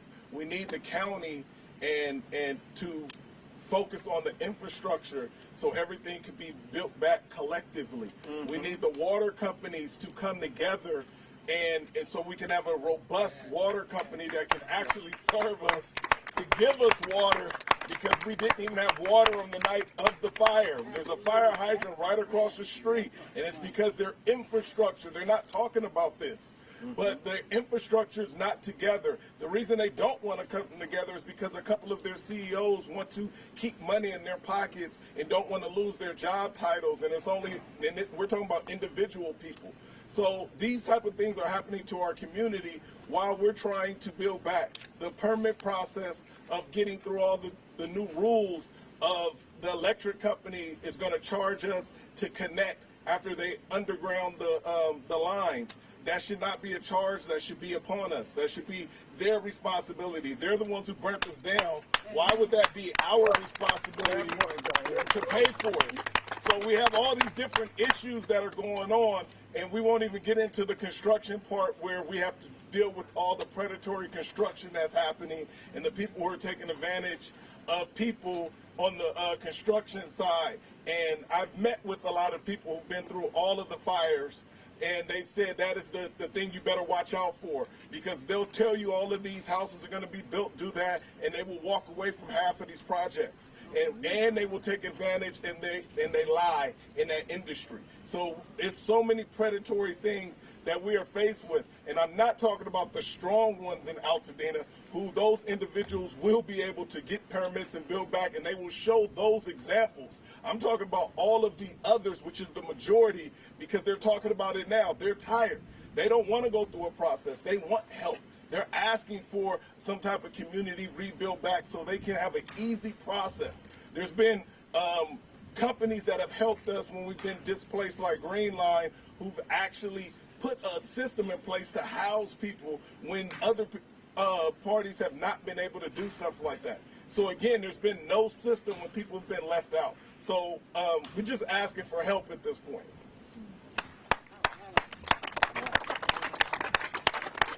Yeah, thank you so much, Zaire. And then the next individual who Attorney Andrews have been working with on a regular basis. He's one of the larger landowners here in Altadena, but it goes to tell you that even when you got resources and stuff, you still are getting to run around. And so, Ann, I don't know if you want to say something about that before you introduce our next speaker. Yes, so in anticipation of today and the thoughts that we've been sharing with the community, we wrote a letter to the supervisor here, signed Catherine Barger, asking her for a meeting to address many concerns you're going to hear about today. But to talk to you about some of the other challenges, we brought today Michael Estalis, who's been in the Altadena community with his family homes and with being one of the larger owners of the blocks of apartments that provided housing for decades to people who needed to live here and needed more affordable housing. Michael Estalis is a professional builder. He's been in this business for many years, and he is here to tell you about some of the challenges of the permitting. Michael, why don't you come forward and address the press on what's happening here with your experience? Thank you, Michael. Hello, I'm Michael Estalis. I'm an immigrant here from a communist country. I came here when I was 21 years old, and I struggled ever since. So I fought those people, and now look like we have another fight on our hands. I lost 18 buildings here, including my home, to the extent about I say about $18.6 million, which was basically everything I almost had here. And I was providing mostly low-income housing. I didn't go to the government or anything like that. I accepted Section 8 housing. And I offered many like elderly people which didn't have a mean until they got into a Section 8 or something like that. So, you know, it's really, really destroyed. I built since 1978.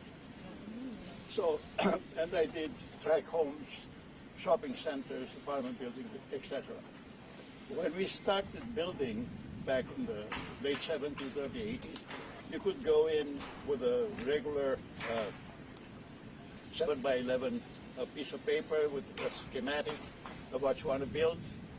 You went over the counter at building a safety, and you got something called the Type 5 sheet, which had all the requirements and the drawings of how you're going to build the house, and you got the permit. Now, it can take sometimes up to a year or two to build a garage. This is how bad we got, okay? And now we are at the worst challenge, I would say, because people do not understand, you know, how big this is. And the fact that you will have, you know, all kinds of people here, streets blocked, you know, fights, etc., and will be very, very, very demanding on the homeowner. The biggest problem is that the building departments got very, very entrenched in what they were doing lately, and the politicians got into the building process. So, you know, what they have to do, either get out of the way or help you guys and me, okay? And meaning, you know, they have to really speed up the process of giving permits. You know, when they say like for like, you have to go actually through a process of proving, you know, to the planning department what you had there before. Now, the planning, most of the time, they're trying to send you to the assessor's office, okay, to see what you had, what you were paying taxes for. And, you know, the assessor's office actually wasn't very good on keeping records. So you kind of screwed my expression, because no matter what, you know, some houses were built, you know, 100. My house was built like 107 years ago. And for me to prove, you know, that somebody built during that something, or added to it, I have to go through, you know, forensic studies with the assessor's office. And I'm waiting for that before, with a set of plans, for over 3 months. I have to still wait for them to clear up their process. How do we get to something like this? And you guys will have no experience. How are you going to do it? My Lord. You see? So what I'm trying to say, you know, you guys have to really, really protest and ask Ms. Barger to really, you know, to keep their money where their, you know, mouth is, because they keep promising. They promised and nothing really happens. You know, it's too much lip service and very little action. So, you know, as far as the utility companies and the water companies, so we will be forced to, let's say, have sprinkler systems. What happened here on the 7th to 8th, I actually drove to the fire in the morning. There was absolutely nobody, no firemen, nothing, okay? 3 of my buildings went on the 8th, because they had no water. So who's responsible? I mean, there's people who, manage our water. We pay taxes, guys, okay? I paid over $2 million in taxes since I own these buildings, and I'm supposed to get something from the fire department for that money, okay? And we don't. Yes. So the only way we're going to get something is to really get organized, put some pressure on people, and, we have 2 of the famous attorneys here, and hopefully they'll help us do that. We will. Now, yeah, as far as sprinkler systems, if whatever happened, the way it happened now, no matter what water system we had, we would have run out of water. I think, and I've been pushing this for a while, we should have reservoirs, and the system today is very inexpensive, to actually have some local reservoirs to actually, when something like this happens, the sprinkler, the external sprinkler system takes over and keep our houses safe. So I would say, maybe we can push for something like that to get into the code. Yes, sir. Yeah. Well, it's part of a master plan for rebuilding a community safely. Yes. Wouldn't you agree? Yes. Thank you, Michael. I think we're going to Thank you so much, Michael, for being a blessing to Altadena in the past and in the future. Because we're going to rebuild Altadena. Yes, sir. Yeah, y'all give them another round of applause. And it's not lost on any of us that this is the 20-year anniversary of Katrina. And many people are saying if the government doesn't help the citizens in the community of Altadena, that Altadena will become California's Katrina. And so we have to fight with everything we got. I don't care how many press conferences we have to have, but we can't let them sweep it under the rug like they did all of those people in New Orleans. And all those black citizens lost their property, their homes, their generational wealth. And if we're not careful, this is what will happen in Altadena. What is it, Attorney Andrews and Attorney Moore? Over 2,000 people have requested permits, and only 248 have been given out. And so if that disproportionate percentage persists and only those people who got permits can build back, what will become of Altadena? That's what this is about. That's why Altadena Strong has to mean something. And it means something when we all stand together. That's the people and the leaders. The people are standing up. We're the leaders. That's what we're demanding. That's what we're demanding. The final individuals you'll hear from, they're a little shy, but they, as Mr. Calvin said, they represent the others who are struggling to try to rebuild, struggling, trying to hold on to their property, struggling to try to give their children generational wealth. It is a struggle. And we'll take your questions after them, but you're going to hear from Ms. Cheryl Rubin and her husband, Elder Rubin, who are going to address you about just their very elementary dilemma that they are facing every day. So, Ms. Cheryl and Elder Rubin, y'all please come on up. Yeah. Speak as loud as y'all can. You want to start off, Ms. Cheryl, about how long y'all been here? Oh, Say your name. I'm Cheryl Boykin. I've been up here 35 years. My house was not generational wealth. It was earned wealth. I had worked since I was 14. And Altadena was a dream. So it wasn't generational, it was my dream. And it is gone, and the expense, of course, is not covered entirely by insurance. The dreams that you put into your house because you had earned the money to do it, I can't get that back.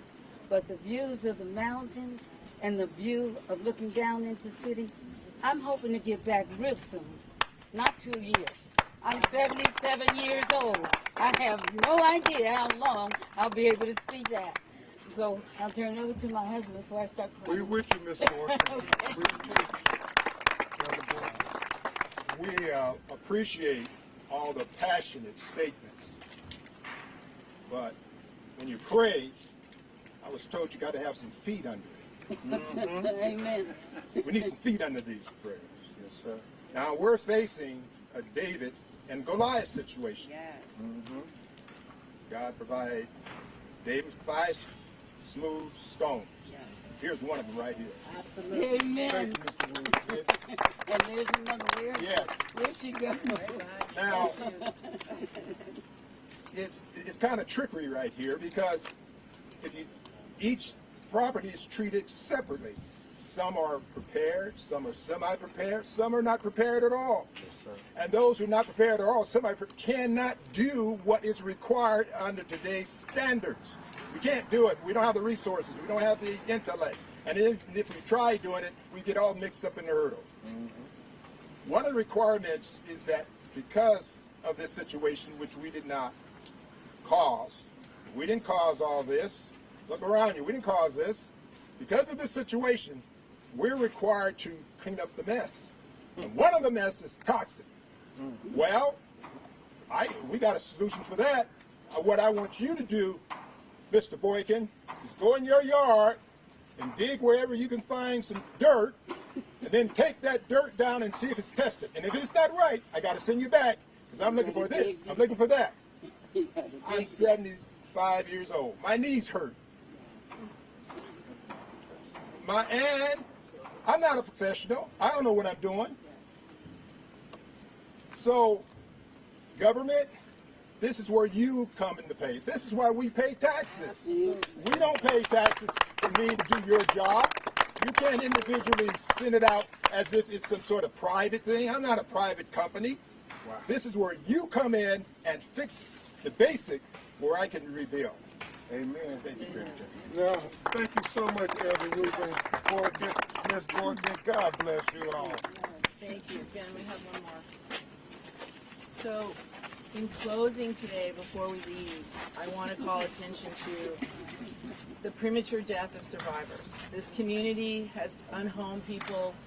Can you just stand next to me? I know you don't want to say anything, but I just want this people to see your face full of grief and pain. So we're here today in closing to honor and pray for the loss of lives of Betty Barr, who passed away on March 5th, 2025, Ivy Barr, who passed away on March 4th, 2025, Mother and daughter. Christine Robinson passed away on May 20th, 2025, and Catherine Hunter, who passed away on March 20, 2025. And the reason is because the disabled, the infirm, those that have health challenges that needed medical equipment that they could not afford to replace in the fire have expired prematurely from things that were stable. Yes, they were living a challenged life, but by losing the very things that kept them alive, breathing machines, certain things that protected their health, they have expired prematurely. And in God's name we pray for the souls of those that have died and will continue to die, as being unhomed accelerates major mental health issues and major health issues. And to that end, we want to close with a blessing for all those who have passed prematurely and those that will, that we can't prevent unless we start this process. So, Attorney Crump. Thank you. Prayers to those families. We remember those lost, like Zaya's sister, Miss McClendon and Trevor, mother, Miss Kelly. Miss Kelly was your friend, yeah. And so many of our family members we lost. At this time, we're going to try to take your questions if you have any. Yes, ma'am. Two questions. First, I'm sorry for your loss. We all are. Mr. Zaire, two questions for you. You lost a family member during the fire itself. I just want to, make sure that, because there's a difference. And can you tell us a little bit about these setback issues you're having in terms of those permits and those difficulties? So my sister, she died on the night of the fire, and then along with Trevor Kelly's mother and a host of other people who have died the night of the fire. The setback problem that they're having is when you put a garage in front, they're saying what rules that is going to apply to that garage at that time, and then they'll send your permits back, and so they have to be redone. So all of that's been going on over and over again 4 different times for 4 months. So we can get this community rebuild going. That's the whole point, is so we can have someone that can clear permit process so we can show how we can do it as a community and eliminate all of the different problems that may come up ahead of time so we can fast track all the permits so everybody can build back equitably. One follow-up. Hold on one second. You said something deep when we were talking as the group. Wouldn't this be the ideal time to do infrastructure where everybody's gone versus letting people build and then say, you got to move this fence, you got to move this wall? I mean, it's common sense, but they're not doing it. Yeah. So disaster recovery, I've met with so many disaster recovery teams and different things over this last 6 months. And the infrastructure has to go along with the community rebuild, unless it's not going to make sense. Because you're going to have to rip up the streets to do the infrastructure. So if we don't do this collectively, individually, everybody, they'll say, build back, show this house. But collectively, as a whole community, it's never been done. All these so-called experts, they're not experts. No one's actually done it. They haven't built back the communities. The communities is 10 years later. Like you said, Katrina, 20 years later, 60% of their population didn't come back. So when we keep saying that all of this stuff is equitable, and one huge fact that's happening is everybody's alternative living expense that you get from insurance is going to run out. So you're going to get 22,000 people that are back on the streets if they don't have homes, because when their money runs out, then what are they going to do? And we have a housing crisis.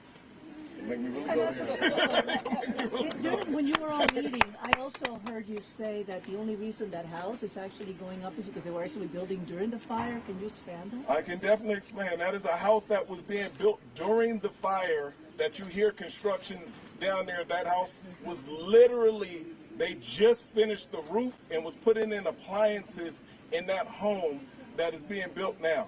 And literally was like, oh, they're about to move into the home, and the fires came and burnt it down. So they were able to literally put their permits right back in because it already had cleared. Everything had just cleared. They had taken, it took a long time for them to get the permits to do it, and then they cleared them back through again, streamlined it because they just had built it. They never moved into the home. It was a $3 million home. What about the soil? Is it for the soil to build? With the we don't, James? Mr. Crump, James for KBLA 1580. Your message, and my condolences to you all who have lost. Your message has been very clear to government officials, specifically the supervisors. First question, have you heard back from the supervisor in your initial request for information? So, Ben and I wrote a very lengthy letter with all, that included all these concerns. We called Supervisor Barger's office to follow up. We all know how busy she is. I believe that her office has responded in hopes of a meeting, and that even once we meet with her to bring these concerns forward, then we're going to ask with all these good people to have a full hearing in front of the Board of Supervisors, the full board, on Temple Street downtown. So we want to start with Supervisor Barger. So we expect to hear from her and her team to allow us to have a meeting soon, very soon. Question to Mr. Crump. I did hear back from Supervisor Barger this morning. She says, I recognize the pain and frustration Eden fire survivors are experiencing. and they have every right to express their concerns. My priority has been to continue to be pushing for a safe, efficient rebuilding process. That's how we'll deliver lasting relief and restore stability to impacted families. Do you agree with that statement? Is that what you're... But the actions have to match the words. And so when Zaire, Mr. Stallers, and everybody going in saying, hold on, you got these new rules, I'm about to lose my, you said I got to rebuild with the original footprint. I can't change that. But now I got the setback, so now I'm going to lose part of my house. I mean, it's a dilemma, and they're in limbo. So what they need is to have a clear set of rules with accessibility to people who can help them in the process and not keep telling them no, no, no. We don't need leaders of no. We need leaders to say, yes, we can figure out how to build out the back strong, and this is how we're going to do it. I don't know if it's public meetings, what we need to do, but this is just a small sample size of all of the many hundreds of people we represent who are saying, we are worried, Attorney Crump, we are worried, Ann Andrews, that if we don't get a permit soon, we can't afford, we got to give up. I mean, it can't be an exercise in futility. At some point, the government has to help the people if they really are saying they're going to rebuild Altadena. They can't do it alone. They need the leaders to help them rebuild Altadena. You mentioned Southern California Edison as a causation earlier, yes, very early on my program. Yes, sir. They have recently announced rolling out a settlement fund. Is that something folks should measure twice and cut once on? You said it best. You said it best. Don't fall for the okie doke. So yes, they announced a settlement, and they did it for reasons that are known to them.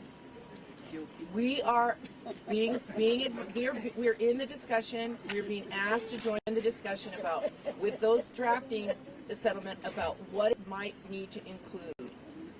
I can't comment on it because it hasn't been published yet. But believe me, when it is published and we're able to analyze all of its features to recommend or not recommend to all these good people here and those are not here, we will be letting you know what our thoughts are and probably holding another press conference about, hopefully it's going to be optimistic, but we're at the table discussing this with the drafters. Will any of your cases be heard in the January 27 first round of hearings, the first 50 cases? Yes, they are. We're in the mix, absolutely. Particularly the elderly, particularly those who have lost lives. We're very active in litigation. We have much to say about it, but I don't think today's the day. I'm happy to answer any question, but the litigation is going forward, highly organized and moving efficiently. And we're trying to balance that. We represent 7 wrongful death cases and then over almost 1,000 property losses. So what you're trying to do is show respect, certainly for loss of life, but you do want property so people can get back in, James. So that's one of the things we're actively engaging the courts with, to try to say, let's do everything in our power to hold insurance companies responsible, everybody, so these people can rebuild, because it's a terrible thing to lose your life in this fire. It's worse for people to feel like they're losing worth living, because some of them are old, and there's, as Ann said, when you're unhomed, it becomes a health challenge. And that's what many people, Zaire's mother was on machines and they had everything stable. But Miss Barr, her mother and sister, they had everything stable. But now that everything's been gone, we believe they expired prematurely, that they had respiratory issues that they didn't have. And so these are things that are critically important that we have to keep bringing along. As of 2 weeks ago, Congresswoman Judy Chu attributed 431 deaths post post-fire. What should people do if they believe that their family member that has expired as a result of the fire? I'll go first and then Attorney Andrews will. I think they should not just accept people saying that people die. No, that's not the case. People were living fine, and if they had health challenges, they were being addressed. But the Congresswoman isn't wrong. We, as a law firm, have said that we're taking these cases head on. And we know we're going to have to fight the insurance company, and we're going to have to fight the energy company. Edison and them going to be trying to say, oh, you can't prove this, you can't prove this. And so what we're going to be looking to is to have as many of those 431 people come forward. If it's just one or two, they try to beat you into submission. But when it's 431 people all united and said, no, Edison, you ain't going to sweep this life under the rug, then that's how we get justice. Absolutely. Can I just add to that? If you look at that number, and I'm sorry, I don't know the death rate for the average population before a fire in Altadena, but I'm pretty sure it wasn't 439 people in 9 months. So when you measure the rate of increase as a direct result of this fire, of otherwise people who were ill, had dementia, had problems, but families were taking care of them and they were stable, that is an outrageously huge number. Yeah. Mr. Calvin, what's sustaining your hope? Well, what's sustaining my hope first is always God. So, having faith that, you can do things that's greater than you, and that's what's guiding this whole rebuild and wanting to bring the whole community back together is that's been the hope. People like Ben Crump and philanthropy have given a lot of hope. And we're going to need more of it because all of this is financial. As much as they keep trying to say all the different roads of why and how, even the county sewer, all that, it's just financial. Where's the money going to come from is what they're asking. And how is that going to be built back? So it's not about the actual lives. It comes to the financial aspect that we always lose, especially as in the African American, Black and brown communities. It's the financial aspect that they remove from you. And when you don't have access to that, that is what makes you not be able to come back. And we just keep going over it. All the praying, all the other stuff, it's financial. So we're actually just saying make sure we have the resources so we can come back as a community. And that's financial. I'm going to say it 10,000 times. It's financial resources to make sure we can come back. Amen. And I would say what gives me hope and faith that Altadena is going to be built strong is Zaire Calvin and all these families who keep showing up when it would be so easy for them to sell out. I mean, I'm looking at this sign across the street for sale. All our clients are saying we ain't putting up for sale signs because Altadena ain't for sale. We're going to fight for our community. And that gives me hope. We got fighters on our side saying we're going to get big. One last question. Today the Fed announced legal action against Cal Edison in relation to the Fairview fires, and they mentioned Eaton fires. Do you want to comment at all about that? Because that's I heard the news earlier. I've not reviewed the pleadings, but certainly the federal government has an issue. These were federal lands where it started. A lot of what the utility does affects the federal infrastructure, the way it affects us, but they're there trying to, we want the federal government there to help impose stronger regulations for all of this, for everything that causes fire, which is not the subject for today, but we need to address how future fires can be managed and prevented. This is preventable, and that's what the federal government is going to be involved in. Any last questions? Hey, we ain't gonna let Altadena become California Katrina. We ain't gonna let it happen. Altadena strong. Altadena strong. Altadena strong. Altadena strong. Altadena strong. Altadena strong. Thank you. We'll keep you updated.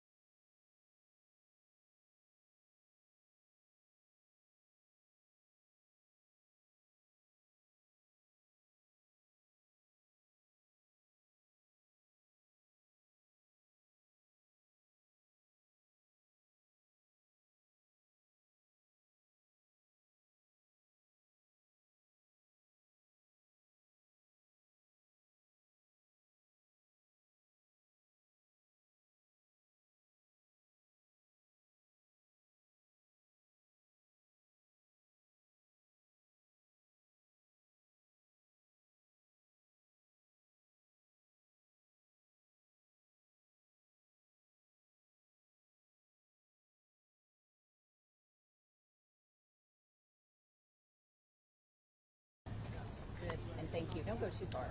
They may have more questions. Okay, we'll go up with Russ. Jen, are they safe to move? Wait, one sec. Are they moving? Can you move up? All right, come on. Are we moving? Behind this side of the screen. Is this moving? Yes. Am I moving? Yeah, we may as well. I mean, there's plenty of space. Am I There's two walking? panels. Then I don't. Hey, Eduardo. Eduardo. What if you have to be right here? Y'all can be down. Can you come back? If we move up, we're gonna get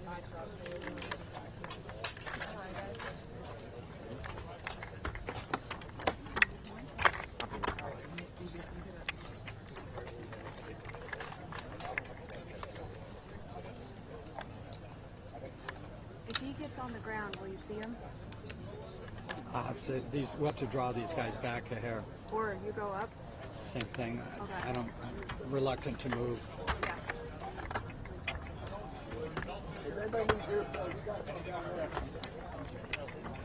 Not really. Awesome. Yeah. That should be better. Thank you.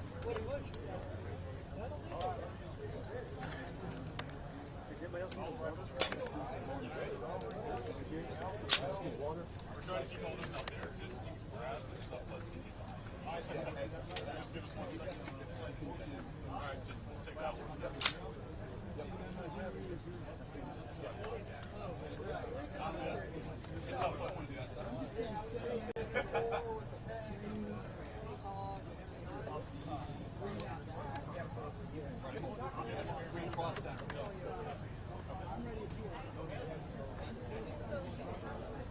Yes, sir. We're waiting on everything. Grass coming out. This thing's about pretty good.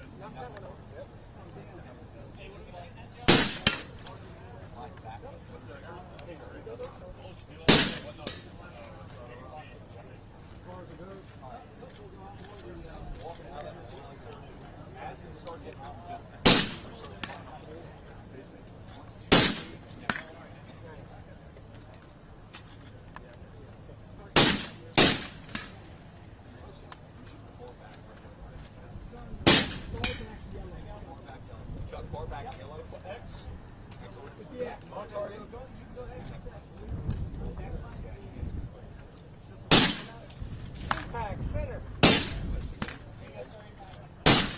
Impact high center.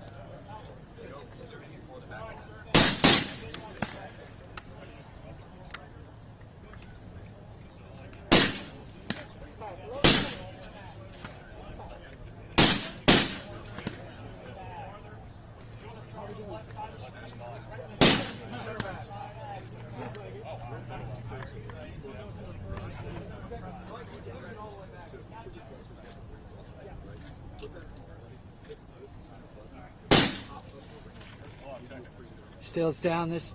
Eduardo, just a hair.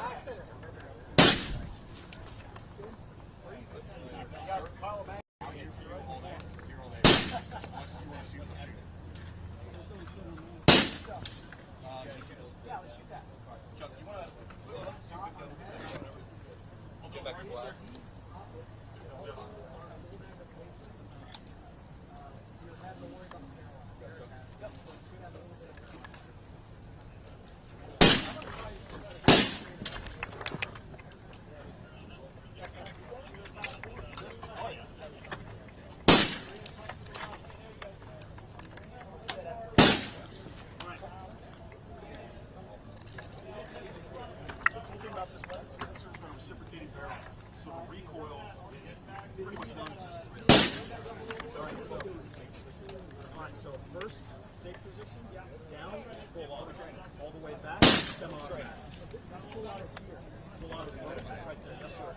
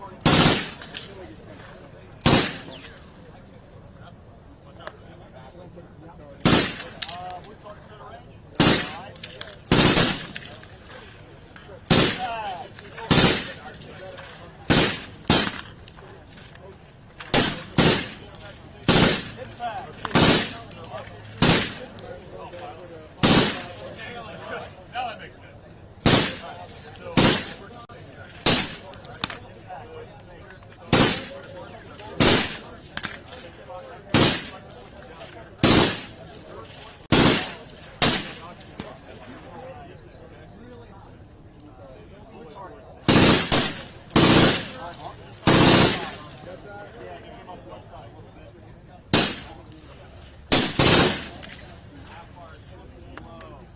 survey goes back to find that wall, pull the slack out of it, and then slowly build that. We're just regulated by yeah, that's it.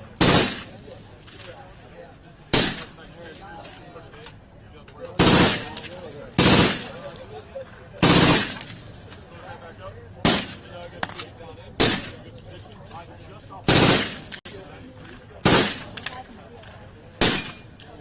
impact. Nice. Let's point around next. Check. This is on the steel.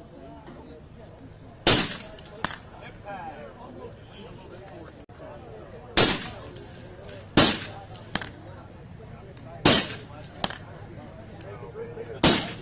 It's not bad. Not really concussive.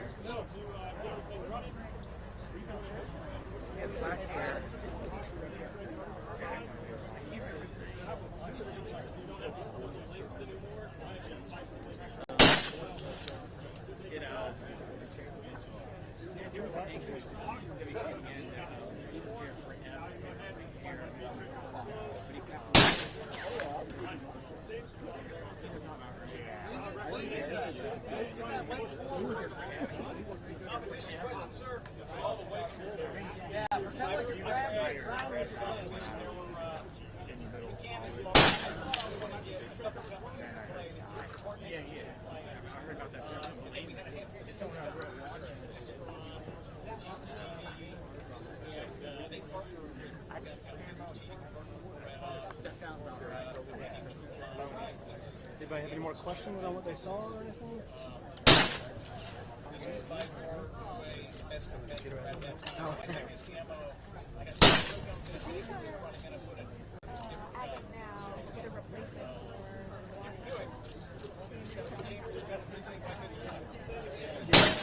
One caveat for the first one. Okay, so think about we've identified like 95 that's who will get these jobs. So your person who works at the division level or even at the field artillery soldier who's one of the other guys in the future comments could make it for the future. But the purpose of this though is for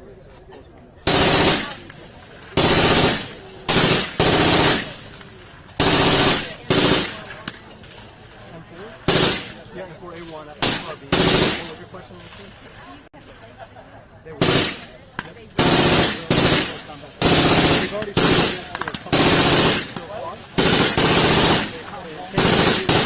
To all combat force soldiers by the end of, I think it's 2032.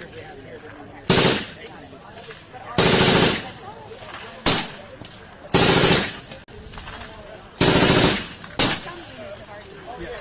So you see the gentleman with the back to us right here? So he's the first or the first year that was fielded the weapon system, and they've already taken like the first brigade to Hudson Clark, and they've already taken it to JRPC and orientation. Super handy, super ready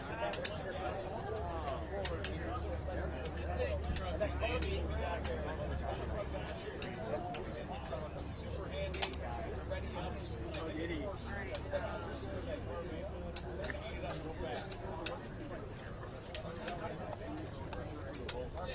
I think we're about done. I'm going to get pictures from you. I don't have any signatures. No, oh, I'm about to pull her.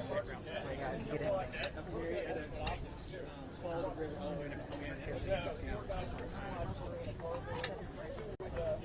We going? They look like they're going to fall any moment. They're all up. Yeah, they are. Like, who's up? A hole. Like a hole? Yeah.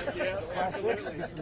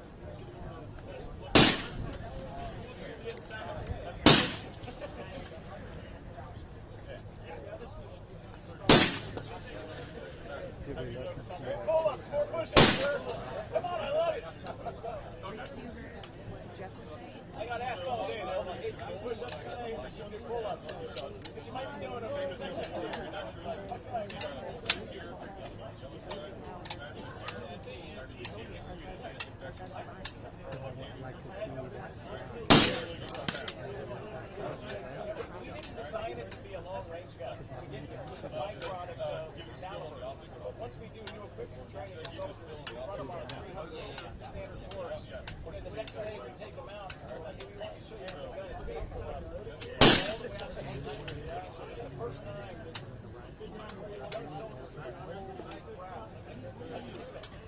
whether or not you want to do discussion.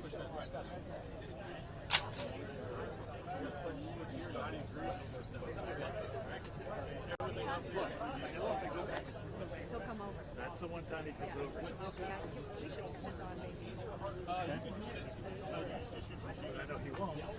That's he goes to the hand with. We don't need to do that here.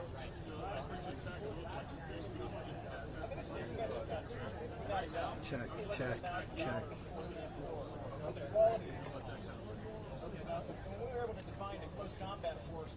Check, check, check, check, check, check.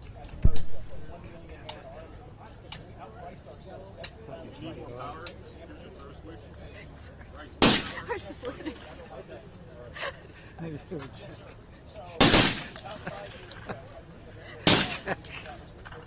I'm being serious. And one more thing. Check, come on.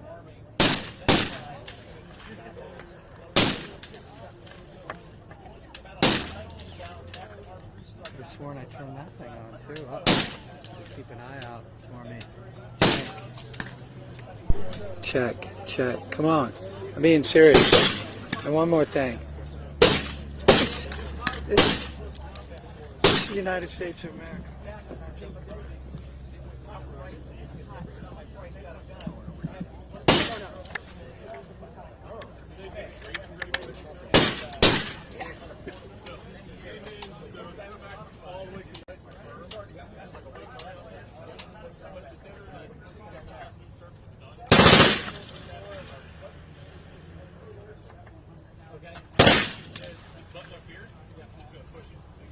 Let's hear something here. Check, check, check. Are these things in my ear? No, really, I'm serious. I think I may need to.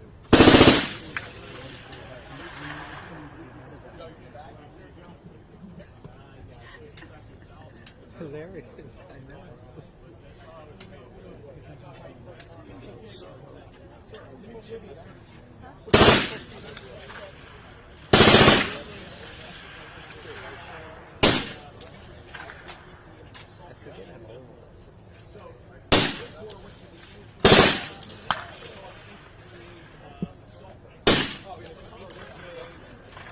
I'm being serious. One more thing. I'm not joking around.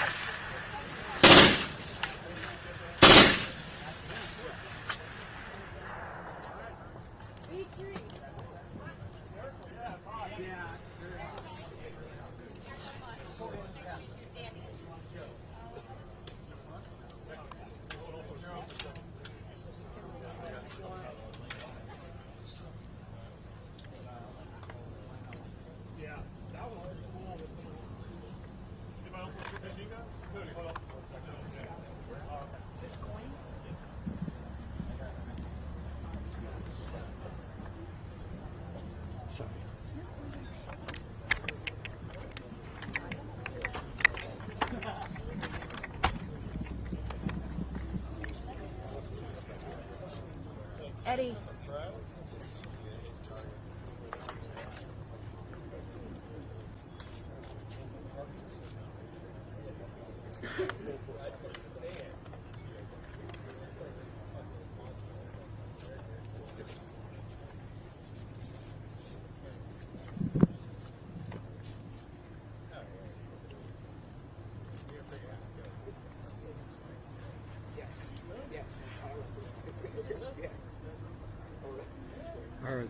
It's crazy.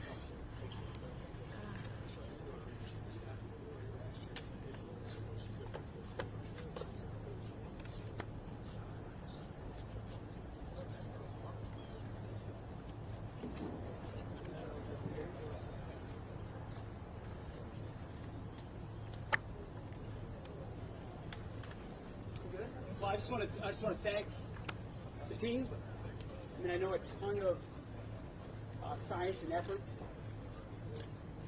testing and pushing through barriers went into this.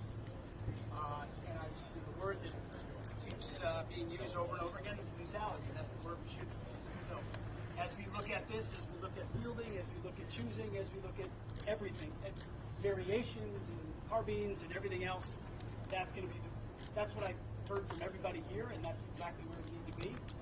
Is what's going to work when the guys who are going to use it are going to need to use it in the most difficult of scenarios, from the private who picks it up for the first time to everyone in between, and just appreciate all the knowledge and effort and expertise that's gone into it. So, and giving us a chance to pull the trigger a few times, which is way better than a day in the office. And this is a day in the office for you, so that's pretty damn cool.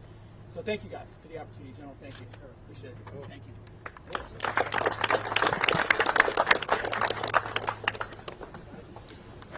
Well, beer's on there. Let's go.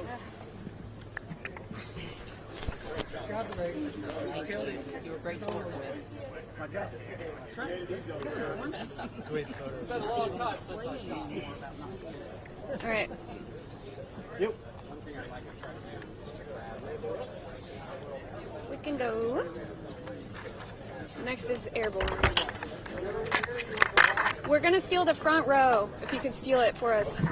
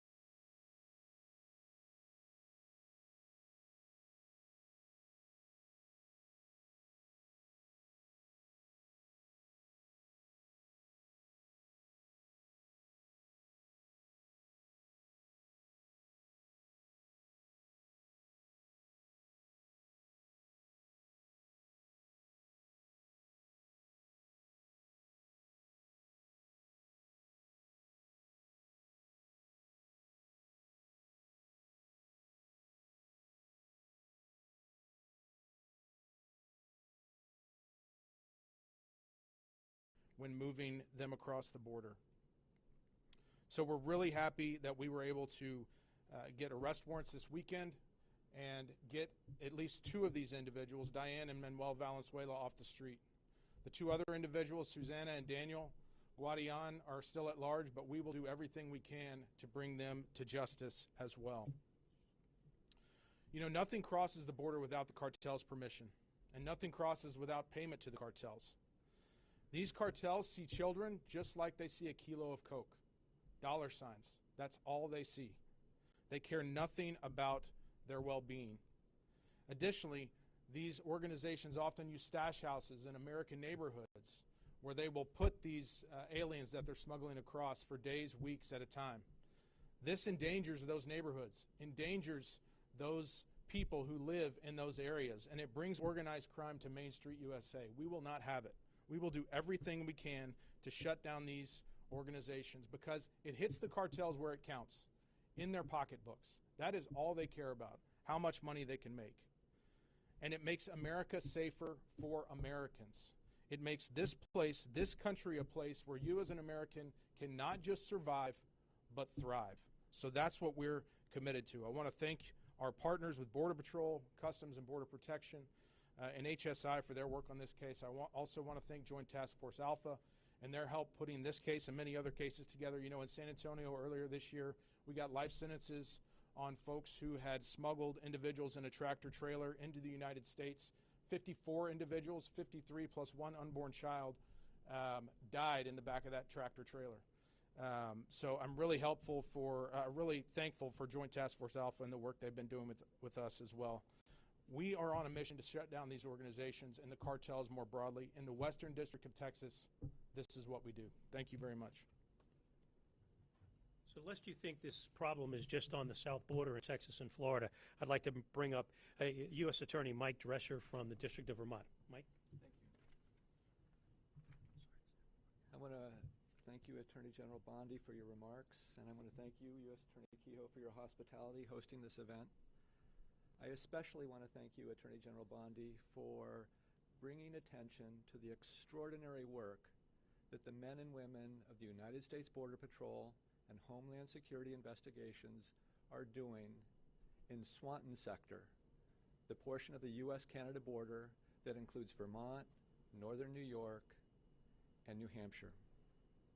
Thanks to their work and the work of Joint Task Force Alpha, the United States Attorney's Office for the District of Vermont has obtained a 7-count indictment charging Norma Linda Lozano, who's 53 years old, of Ypsilanti, Michigan, with 1 count of conspiracy to commit alien smuggling and 6 counts of bringing aliens to the United States who lacked permission to enter or to remain in this country.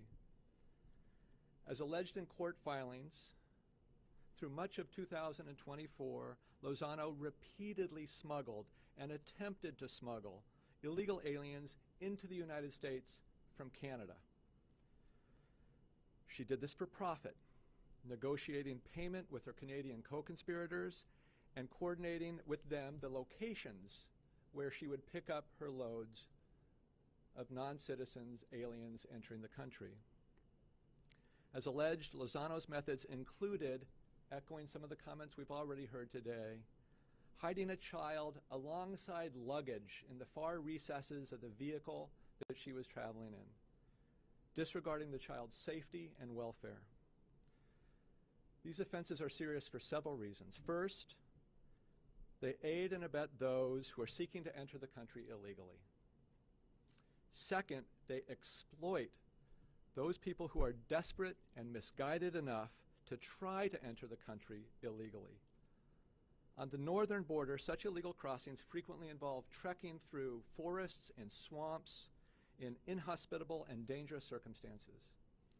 And third, they facilitate the unvetted aliens entering the United States for unknown and possibly nefarious purposes.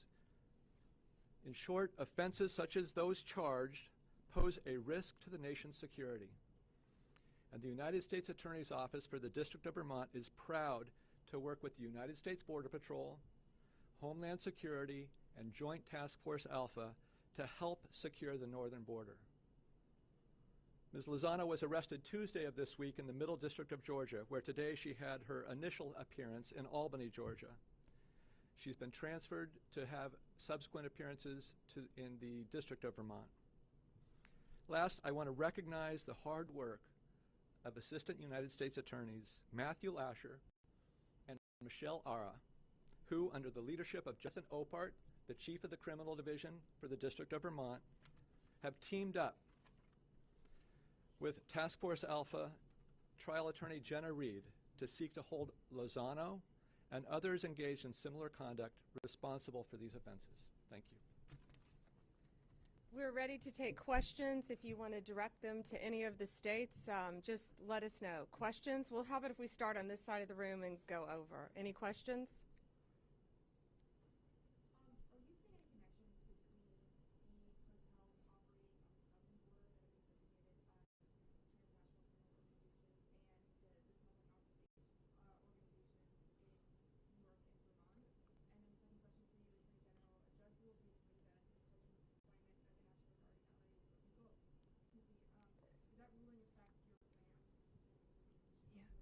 First, to the National Guard, we will be following the law. We are appealing that ruling, and we plan on being successful in court. We anticipate very much being successful. Back to this, yes, these transnational criminal organizations, since we have secured completely our southern border, are finding various ways to come into our country. And as our U.S. Attorney in Vermont knows, the northern border, it always has been, but it's gotten much worse. Much more prevalent because it's a multi-billion-dollar business, the smuggling of drugs, guns, and humans. And so they're not going to quit once we secured our southern border. But yes, we're stopping them at our northern border, and that's why we're also increasing Joint Task Force Alpha to include our maritime ports as well. Any other questions? First for you, or unless you're going to do the Tampa part of it first, but sure. When it comes to Tampa, do you have any idea as to why they set up shop here in Tampa? And then the other question about Tampa would just be, how much of this is going on right now? This seems like a pretty deep thing that was happening here.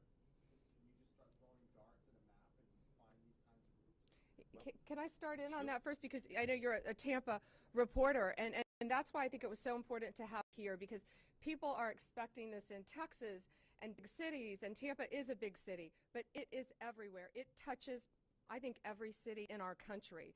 And traveling around this country, it's everywhere. It's everywhere you go because our borders were wide open, and guns, drugs, gangs were coming in, terrorist organizations, into every city in our country. We arrested very recently, 20 minutes outside of our nation's capital, one of the top MS-13 members in the entire country.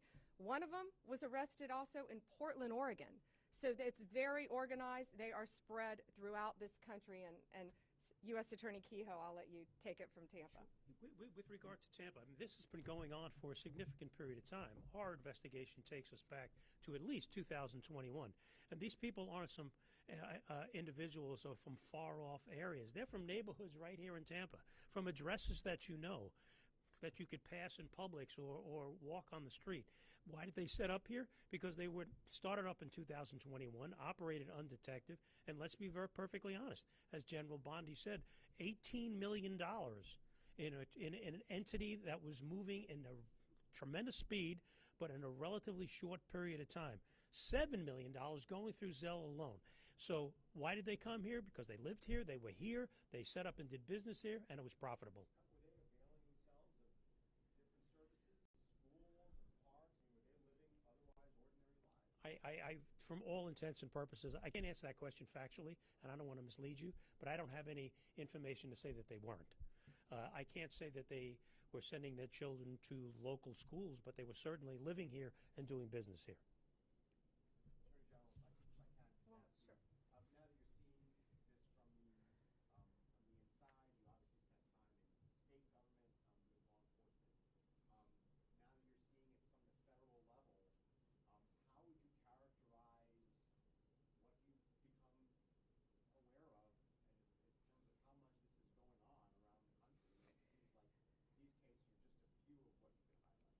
And these were not coordinated arrests or extraditions. These are 4 that all happened in a week. And because the majority involved unaccompanied children in human smuggling, we wanted to highlight those and why we're expanding our task force. It's shocking, being in the state of Florida, being a state prosecutor, but now on a national level and an international level, seeing the amount of human smuggling that goes on and child exploitation and the amount of drugs that freely flowed into our country for 4 years has truly been horrific, and we are doing everything in our power to stop it. And we're also meeting with our partners around the world to work hand in hand with them as well. Can you categorize how many more cases are happening in Tampa, Hillsborough County, Florida? So just since January 20th, we have charged, in Tampa, you're specifically Tampa, but Joint Task Force Alpha has charged 55 defendants just recently. Since January, 55 have been charged. And these are all, no, from all over the country. Major cases, but I'll let U.S. Attorney Kehoe answer Tampa. It's everywhere. Yes, I mean, to take what the general says, this is everywhere. This is just not a part-time thing. Why? Because it's a profitable thing. Other cases under investigation here in Tampa? Yes. Numerous cases? Yes. I can't get into the details of those, but this is not the last case of this fashion that we're going to do. Border Patrol and HSI are out there day after day, week after week, conducting investigations. So will there be more such cases being indicted along the way?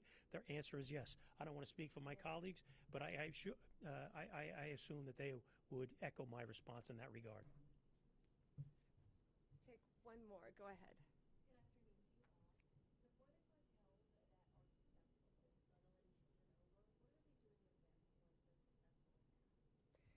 The children, they're either being trafficked. We've seen multiple cases of children being trafficked who have come across our borders, come into our country, and they're being put on planes by themselves. When I was at the border in September, I went to the border in September in Yuma, Arizona, and they had a term, and it was called a recycled child. And these Border Patrol agents were seeing a little boy coming across our border multiple times. They saw him coming in as part of a family unit, which is often how they use children to get horrible criminals into our country, posing as a family unit. But these kids are coming from all over the place, and we don't know, many of them, where their parents were. That's why we're struggling to find that out, to prosecute all of them. But it was a recycled child. And these very vigilant Border Patrol agents recognized a little boy coming across. This was last September. And they couldn't figure out how he was going back and forth so easily. Well, our borders were wide open. And if you dropped your IDs, I saw IDs that were just piled up from every country you can imagine. If you dropped your passport, if you dropped your ID, they had a military member from China, dropped his ID. You could walk right into this country and say you were from anywhere you wanted to. And that's what we have stopped, and that's what we're going to prosecute. So they're using these children, many of them, to exploit them to help other gangs, cartels throughout this country. Some of these cases, when we're arresting these cartel members, they have children with them who are not related to them in their homes. Thank you. Thank you all for being here, and thank you for taking such close attention and realization to what's happening throughout our country affecting children. Have a great day.